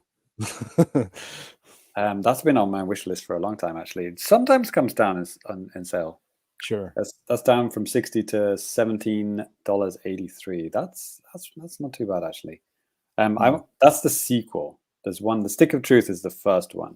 Right. I kind of want to play both actually. Ty, you played one of them, both of them? Like just a first achievement, but yeah. Okay. This one is a parody of like the Marvel MCU, right? It's like sort of, yeah, I suppose so. Kind of thing. Trine 4, that's been in the Fukubukuro bag of goodness already, actually. Scott Pilgrim is also back on sale again. That's also been mentioned before. I actually played that a little this week. I didn't think it was I had anything interesting to say about it though. But yeah, it was also on sale on Xbox. I got it. That's a good deal. Nice. Danny, one for you here. The Harry Potter Lego collection. Dude, I think I bought one of the Lego Harry Potters from you, and I still on the Wii, and I still haven't played it. I'd like to make a comment about Scott Pilgrim. Sure. Like, I don't think it's as good as Streets of Rage or Fight and Rage, which I shill a lot on this podcast, but it does have a big thing over those in that it has 4-player mode. Nice. So if you have 3 friends, you should definitely fucking get Scott Pilgrim. I have no friends. Is that on 4-player online or? local? Fuck. The original version didn't have online. Maybe it has online now. I don't remember. Sorry. Okay. Oh yeah, Stick of But Truth. South Park Stick of Truth is also on sale. That's $12. hey, Yeah, SteamWorld Dig 1, $2.49. I mean, come on, guys. If you haven't played the first SteamWorld Dig, that's just a no-brainer for $2. Come on. What else we got here? Overcooked All You Can Eat. That's the first game, but like with all the DLC, I think. Yeah, that's $20 down from 40. Yeah, I would still say go for the sequel. Just has a lot more interesting recipes, in my opinion. Blaster Master Zero. Hear lots of good things about that. That's $5 at the moment, 50% off. Civilization 6, we've mentioned that before. Dandara. Actually, that was on my wish list for a while. Ty, I think you played this, right?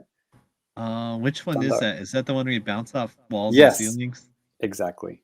It didn't really wow me, but okay. Okay.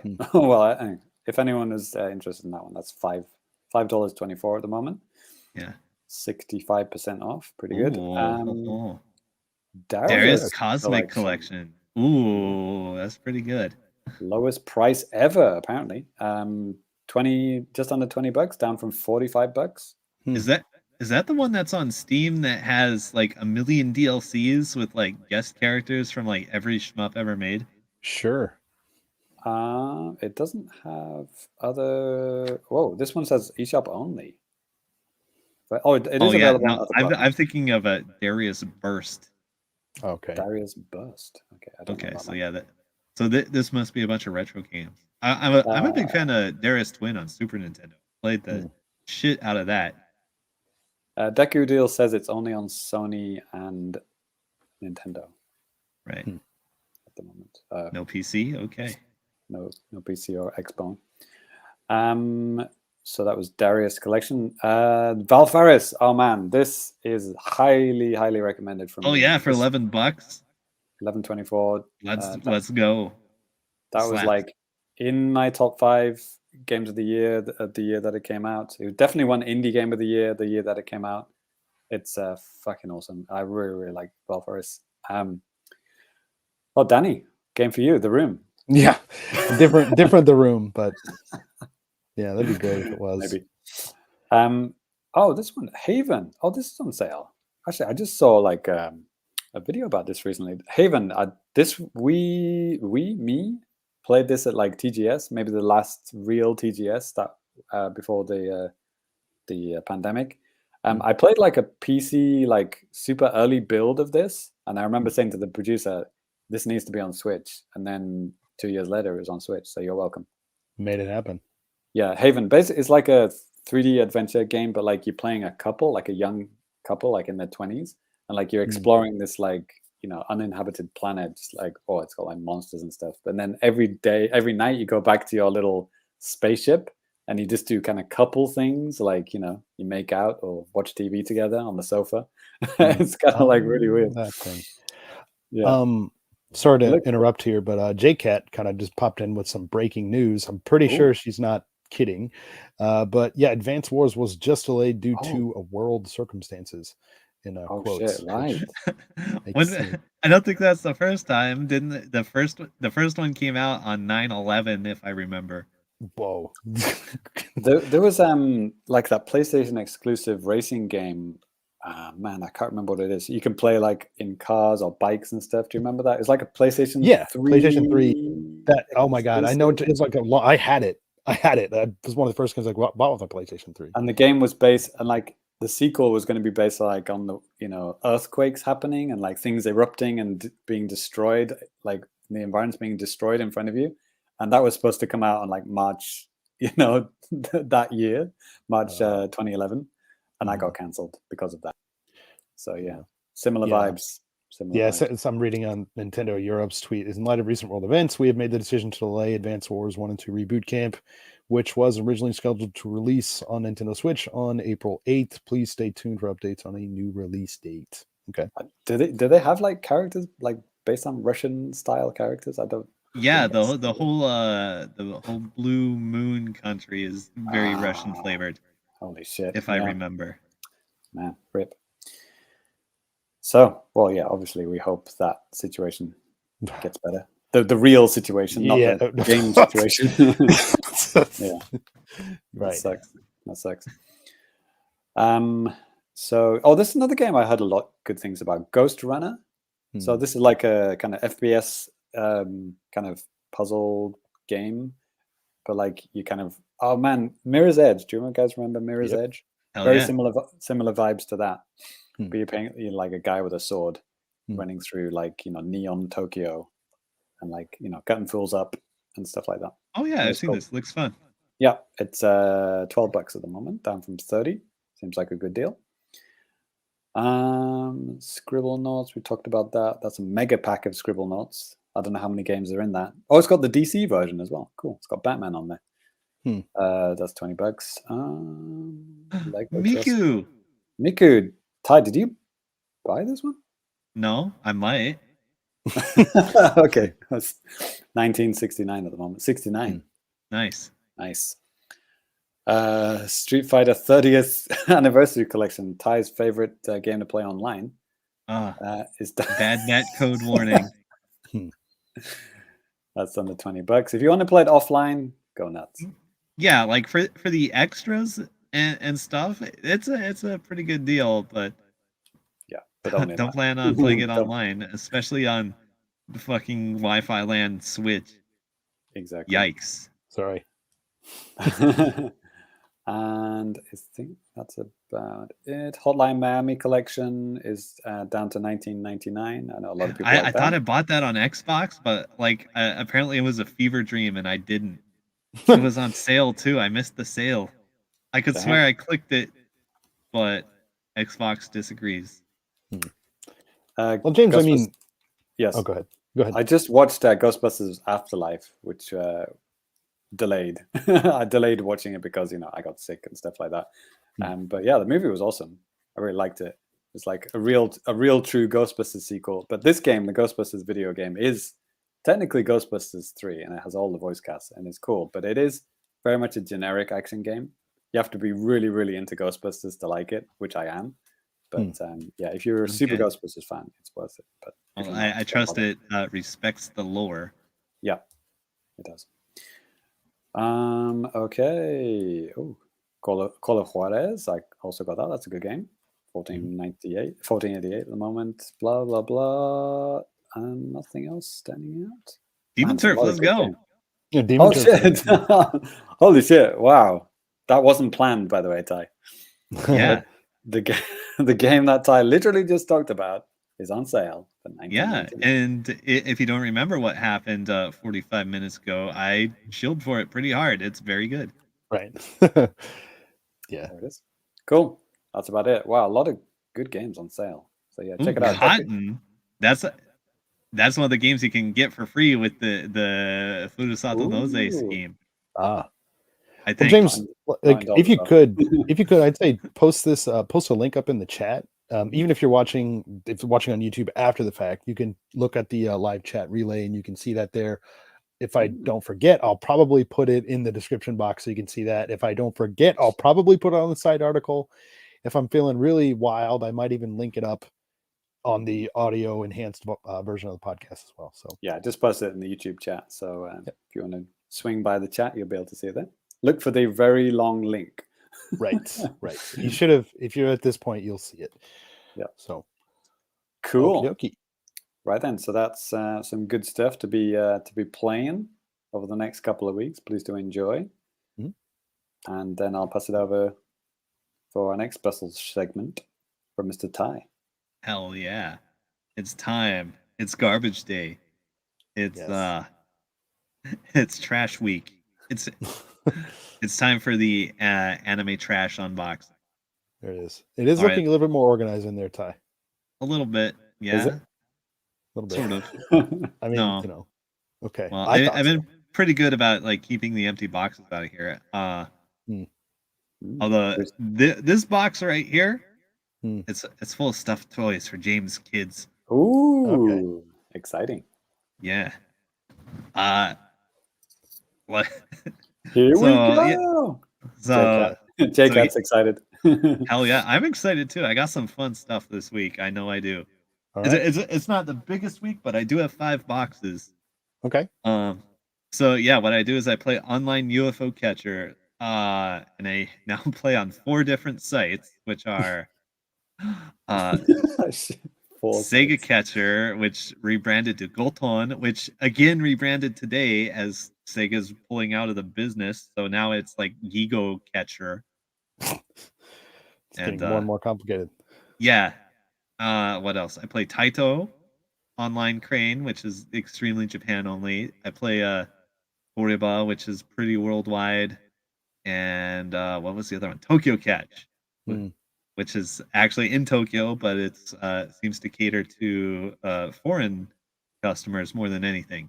Nerds. So I think I have boxes from all 4 of those godforsaken sites. So let's get opening. Let's do it. Well, Ty's doing that. Yeah, a couple of comments. James Allen, disappointingly organized, lol. And balls, the avalanche grows. Yeah. James Allen's like, time? I hope none of your friends are like drug addicts. It's like, what's the matter? Gone off the cocaine? That's what he would be like. They should bet any headgear this time. Oh yeah, because last time I got the bunny hat and I figured out how the ears work. Oh yes. Oh right, you inflate them or something. Yeah, it's like an air pump in the little paws here. See, this is amazing. Love it. Works like a penis enlargement pump. Yeah. So I heard. Exactly. All right, so now I'm opening this with like a rusty bottle opener. Shame that the rabbit hat can't open it. Yeah. Oh no, tetanus. I hope you get another wig. So this box is from Tokyo Catch. What do we have here? One item. We have your wife and children. What? Yeah, like a magazine cup. Oh god, it's stuck What's in the here. box? What is in the box? It barely fits. They put in something that's like larger than the box. Like I can't get it out. Look away now, kids.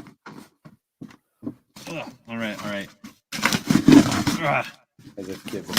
All right, I won't be reusing this box. Guess what? It's Anime-chan. Of course. Finally. Right? It's another goddamn Sword Art Online. Isn't that one of like the most popular best animes out there? Popular, sort of. Best? I'm kidding. No. I think I heard it's season 2 is where it really pops. It's the worst. Like, all right, so season 1 is actually like a pretty good like sci-fi action kind of show, and then like episode 1 of season 2, it like just jumps the shark into like the worst anime you've ever seen. Is she wearing half a bra? Where's the other half? It's like armor or something. Like she has like a shirt. Oh, okay. That's not. She's kind of got some like medieval sword adventurer gear going on here. Weird. It's like one of her breasts is covered up and the other one isn't. Right. Okay. So she's a tank and also a bat. No, she's a VR character who's also a real girl. All right. Let's see. So that was from Tokyo Catch, which, by the way, I think it now is like the easiest one to win. But they also have like the small selection. Okay, stay tuned for my article that I'm gonna finish sometime or other. Now we have another one from Oriba, which is the exact opposite. They had the biggest selection and literal scam difficulty. JCat seems to agree. Yeah, I stopped watching Sword Art Online in season 2. It got stupid. Yeah. If you tough it out and then like watch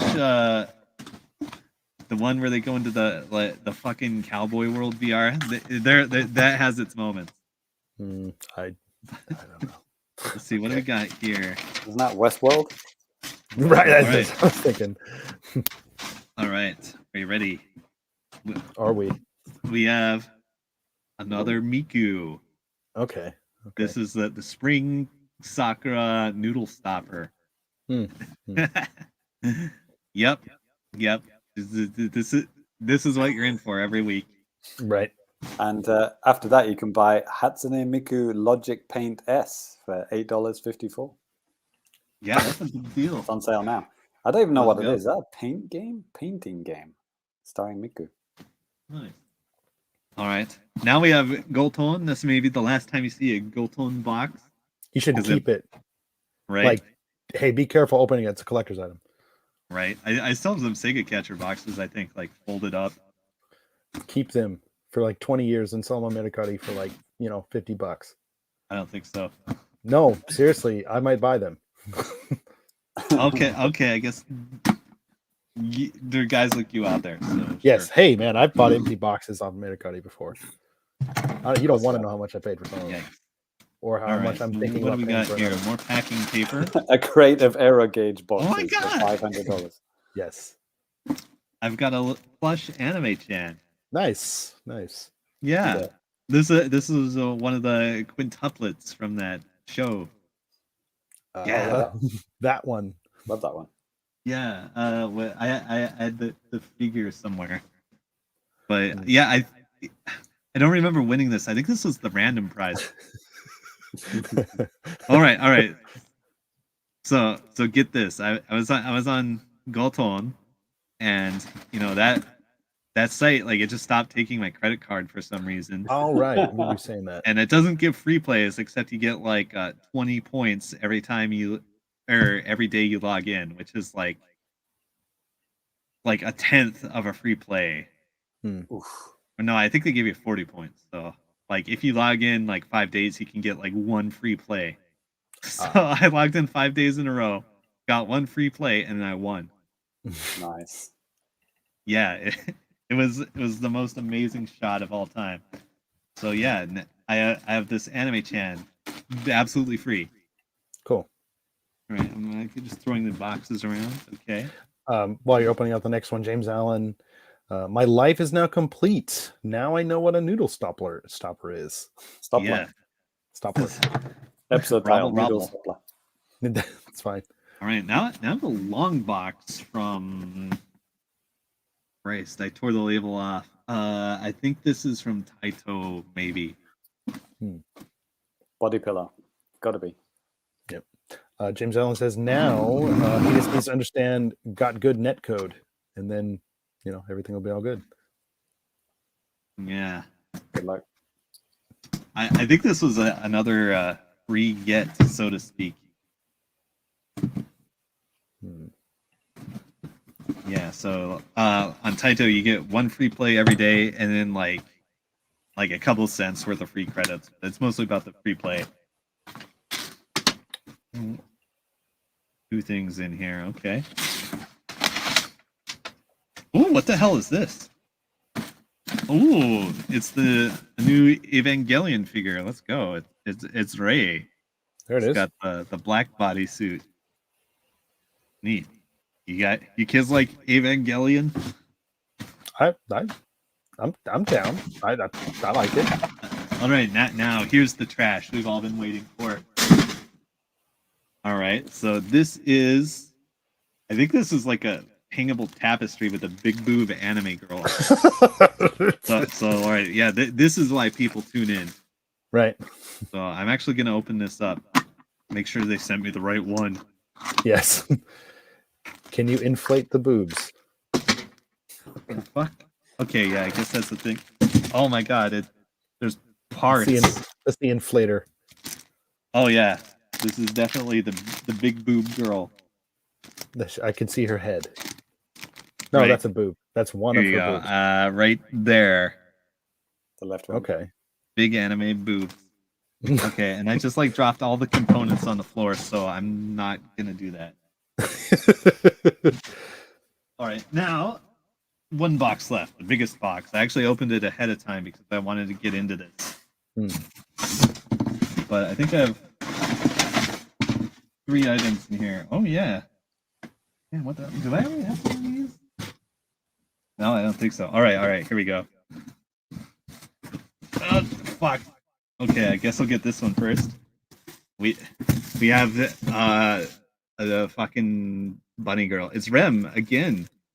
This time she's a bunny girl again, but this time she has like a blue dress. Okay. So there you go. Kawaii. Are you happy? Are you not entertained? Are you not entertained? All right. Now we have another fucking quintuplets figure. Okay. The show's on Netflix. It's kind of so far. But yeah, a cute wedding dress.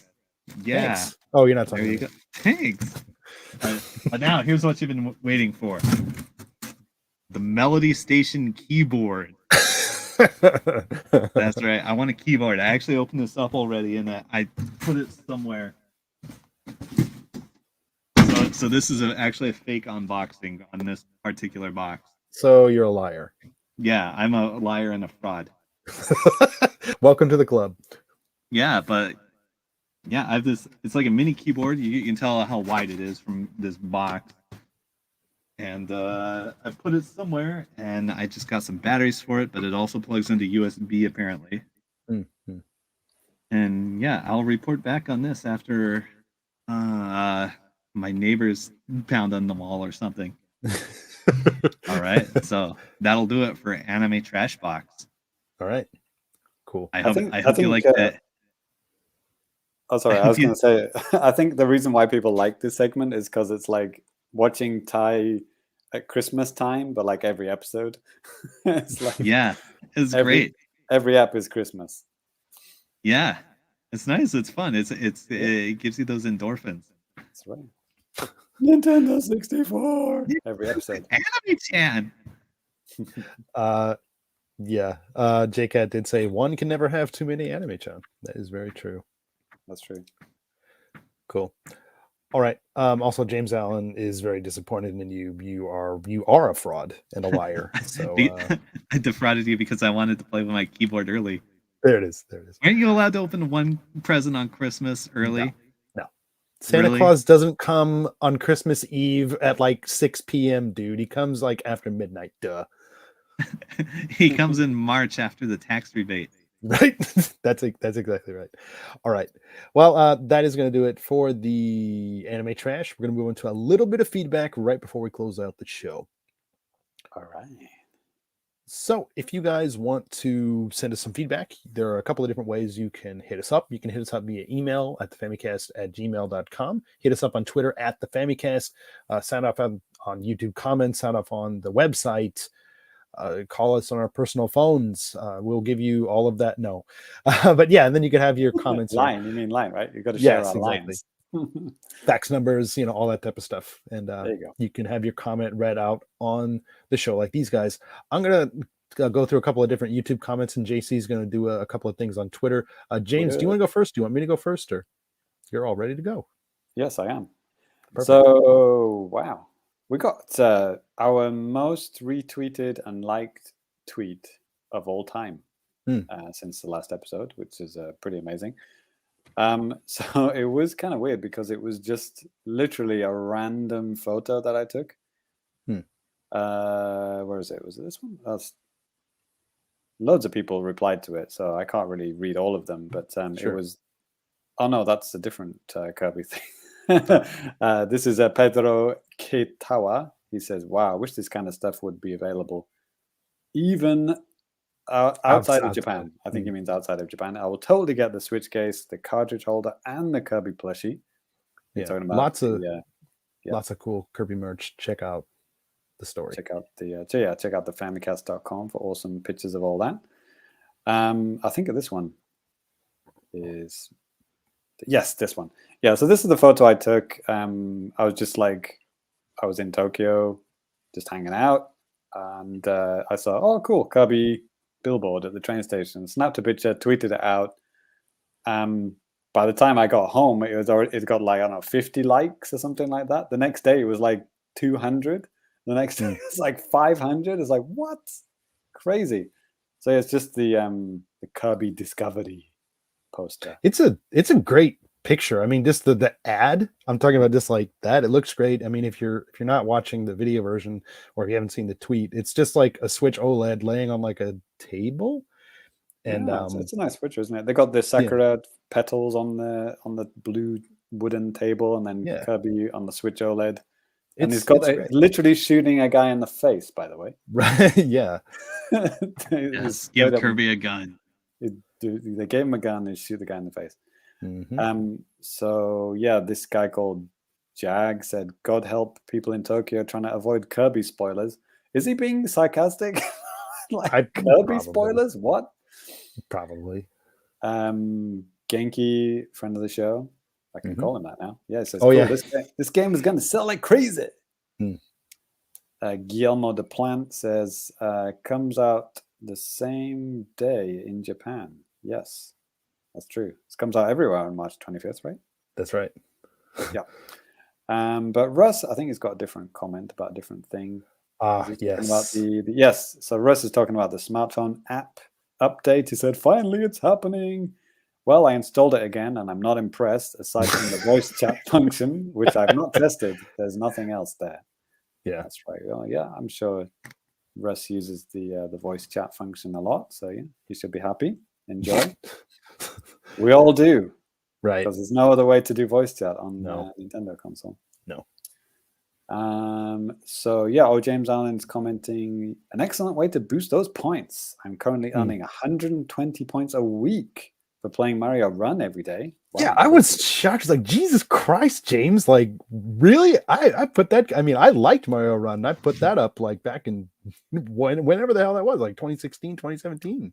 Yeah, so this will help get those rewards quicker. Yeah. He already has 4,000 banked, and this is I don't know. We didn't talk about this today, did we? Oh yeah, we did. We didn't. I'm sorry. But the Nintendo missions and rewards. Yeah. Basically, I think Xbox has a similar thing, right? You do stuff like you check the website and you get points. Yeah. I think this week, if you played Mario Brothers, they gave you like 50 points or something like that. Yeah. I just played Mario Brothers, completed the first world, and then when I closed the app, I checked the website and it said plus 50. Yeah. So yeah, it works immediately. It's like immediately works. I think the only thing that took a little bit of time was there's a thing it said initiate cloud saves or something like that, and I don't, because my stuff cloud saves all the time, I guess, but I don't know when. But it eventually went through because it said you passed all of these things. So I was like, okay. I think if you just play a game and then let it save on the cloud, that'll just count. I did, and I did it for several days, and it didn't count for a couple of days. I don't know why, and then it just did. Okay, great story. So what else did you have to do this week? I can't remember. A couple of other little things. Basically, if you just check the website and like play games, then you'll get points. Yeah. And then in Japan, you can trade those for actual real prizes, right? Yeah. You just pay the shipping, like a couple of 100 yen shipping, and then 500 yen, about $5 USD. So, I mean, it's not cheap, and you're limited to, with those platinum point things here in Japan, you're only limited to 3 of those per 500 yen shipping thing, which is kind of like a thing. So, and yeah, balls using platinum points for Switch avatars is interesting. That's the quote unquote new thing, isn't it? It's, I mean, you what do you combine a frame with a picture and then a background, and then you mush them together, and then you can make your own avatar. Is that what it is? Yeah, that's it. And like, I don't know, because some people complain that there's nothing to get with platinum points. Like here in Japan, like every couple of months they'll drop something that's actually really cool. Like just a couple, like after the last show, they talked about how there's like some new N64 keychains and N64 stuff related to Majora's Mask that are coming out, and I just picked them up with the platinum points. So stuff like that. I actually changed my phone case recently. I can't remember but this is my old phone case, which I don't use anymore. I got the Hylian shield. What do you call these things? The thing you hold it. Yeah, I don't know what the hell. Phone holding ring. I don't know what you call it. You stick it on the back of your phone or case. Right. I don't do that. I don't recommend sticking it on your phone directly. Yeah. So in terms of like YouTube stuff for comments, I wanted to go over a couple of things from the last episode. John Curry, actually, I'll get to that last. Chariot Goblin, he said, great show. Correction, the official name for Car Kirby is actually Car Mouth Kirby, not Carby, Missed opportunity on NOA or NOA's part. Yes. Yeah, I don't know where I got that from. I actually mentioned that during my stream, like because when you in the game, it just says like, yeah, it just says mouthful Kirby or something like car Yeah, Kirby. right. It doesn't say anything interesting. So I made up that name, or There it somebody. is. I don't know. I'm better than Nintendo. What can I say? No, John Cario actually, he always leaves a lot of cool comments, and this is a pretty good one too. He said Evo announced that this year's Super Smash Bros. Will not be returning to the tournament lineup due to his decision made by Nintendo. What are everyone's thoughts on this? Ty, I know you probably have thoughts. Done. Oh yeah.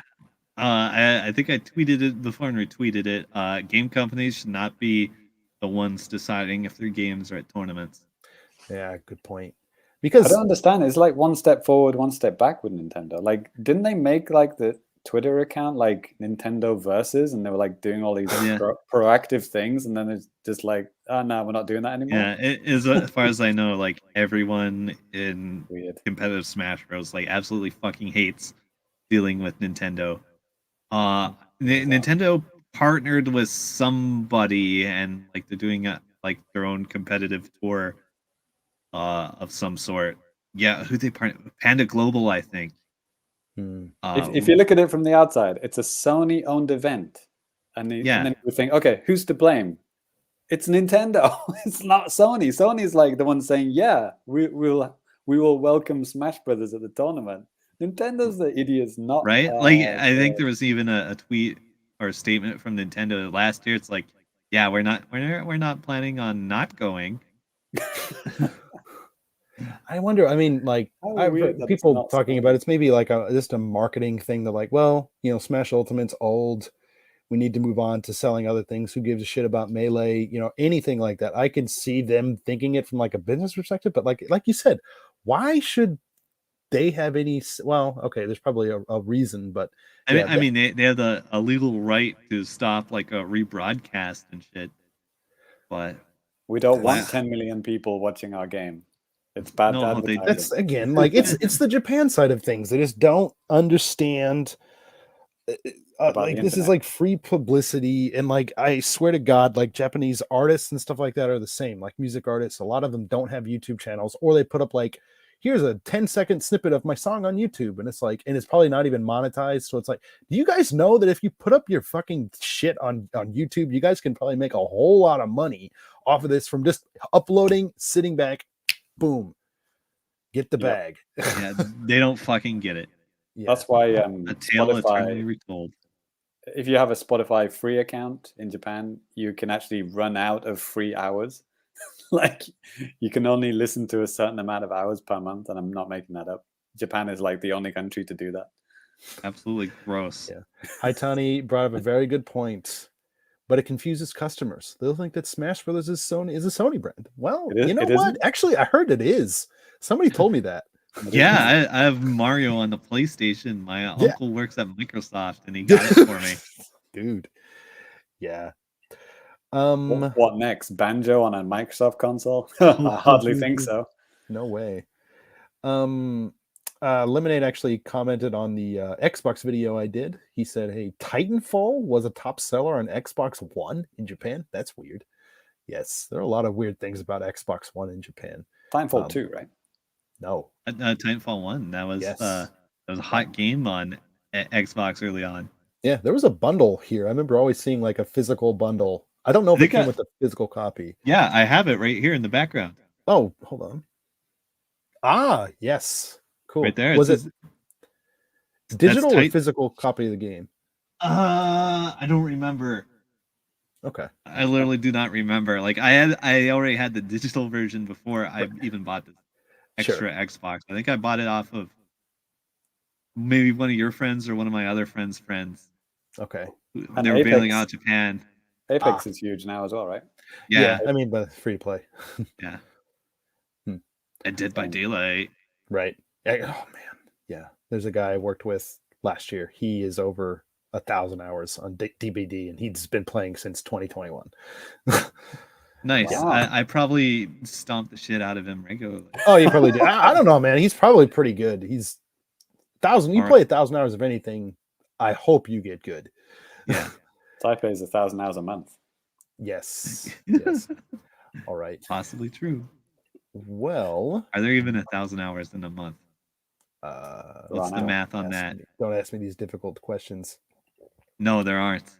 Okay. Get good then, Ty.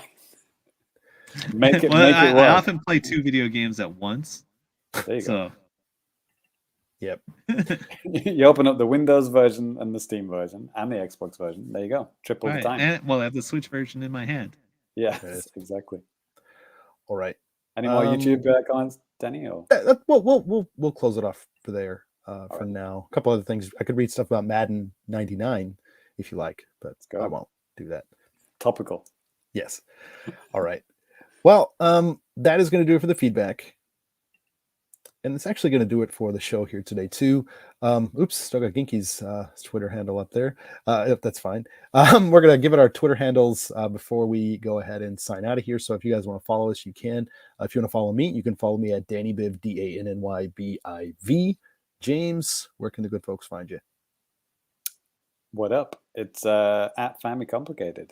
It hasn't changed in over 10 years. Right. 15 years. I don't know when I started my account. 30 years Please ago. enjoy. And Ty. Super Cat Drugs. Best tag on Twitter. There it is. And Genki? And Genki? Speak up, son. Oops. We left Genki's on. Never mind. There it is. Follow Genki as well at Genki_JPN. Yeah. Good tweets.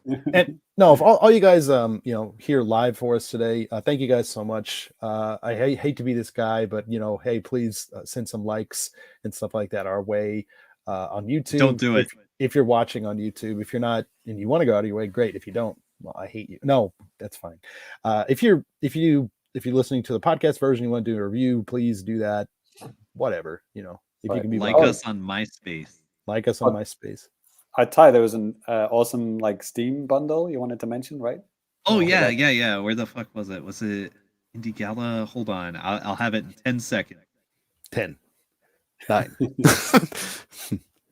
I guess in light of the yes, advanced it was on itch.io. Bundle for Ukraine by Necrosoft Games and 732 others.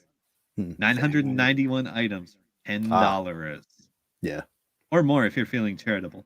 Right. But let's see, some stuff on there. Skateboard's on there. Ooh, Bleed and Bleed 2 are on there. Super Hot's on there. Let's see, Wander Song's on there. Crosscode's on there. Baba is You is on there. Celeste is on there. Angry Video Games Nerd 1 and 2 Deluxe. And that's already $100 worth of games. Yeah, it's ridiculous. So yeah, so those are some standout games. So yeah, I bought that shit. I will never be able to look through that entire thing, let alone play everything. But right. But yeah, it's not only games. I think there's other stuff like print to play tabletop games, and just all sorts of fun stuff in there. So yeah, if you have $10 to I don't know, shoot at Russians with, you can contribute and get some video games in exchange. Sure. Instead of whining about Advance Wars getting delayed, buy that and enjoy. That's itch.io bundle for Ukraine. Is that what it's called? I'm sure you can Google it and find it instantly. Yeah. Or Ty, if you find it, throw it in the chat. Oh yes, I'll throw it in the chat right now. Yeah. Actually, that'll help me out when I'm doing things later. So perfect. Well, again, guys, thank you guys so much for watching and listening. Hope you guys enjoyed the episode. Yeah, we'll catch you guys in 2 weeks. So until then, take her easy. Peace.